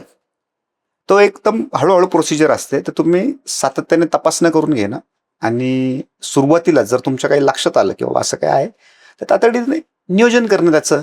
पण आता तुम्ही व्यवस्थित हेल्थ कॉन्शियस आहात? झोप आहे, मी आपली झोप वगैरे व्यवस्थित घेतो. आजच्या मी उलट प्रेक्षकांना सांगेन की मला उठायला उशीरच त्यामुळे झाला, कारण मी रात्री उशीरा आलो घरी. म्हणून मी तुम्हाला ते म्युझिकचे इन्स्ट्रुमेंट का दिले माहिती का? त्याच्यावरती मस्त पैकी एक छान, मी तुम्हाला लिंक्स पाठवतो, त्याला डीप स्लीपिंग म्युझिक म्हणतात. छान काही गाणी पाठवणार आहेत. ते गाणं ऐकल्यानंतर तुम्ही शांत आराम कराल आणि सकाळी उठल्यानंतर तुम्ही म्हणाल दिग्विजय गाणं चांगलं होतं. खूप खूप धन्यवाद. कारण हा नवीनच प्रयोग मी करून बघितला. तर इथनं मागे मला अशी सवय होती की कुठल्या तरी पुरोगामाचा एखादा व्हिडिओ लावायचा की 2 मिनिटांमध्ये मला लगेच झोप लागून जायची, कारण त्यासारखे अत्यंत उत्तम झोप कधी येत. आज खूप बरं वाटलं, आज खूप मनापासून बरं वाटलं. हे पण पैलू, ही पण बाजू, ही नाण्याची दुसरी बाजू पण आपण बघितली. दिलखुलास, मन मोकळे आणि गमतीशीर आणि विनोद करणारे तुषार दामगुडे दादा आज आपल्याला भेटले. खूप छान मोकळ्या गप्पा झाल्या. तुषार दादा, तुमच्या पुढच्या वाटचालीस खूप खूप हिंदुत्वमय सुवर्ण शुभेच्छा आणि तुम्हाला असंच खूप खूप खूप मोठं दीर्घ आयुष्य लाभो आणि तुमचे विचार येणाऱ्या पिढीने घेऊन नक्कीच चालावं ही मी महादेवाच्या चरणी प्रार्थना करतो. खूप खूप धन्यवाद. खूप खूप आभार. Thank you very much. नमो पार्वती पतये हर हर महादेव. महादेव. छत्रपती शिवाजी महाराज जय. की जय. धर्मवीर छत्रपती संभाजी महाराज की जय. भेटूयात पुढच्या भागात.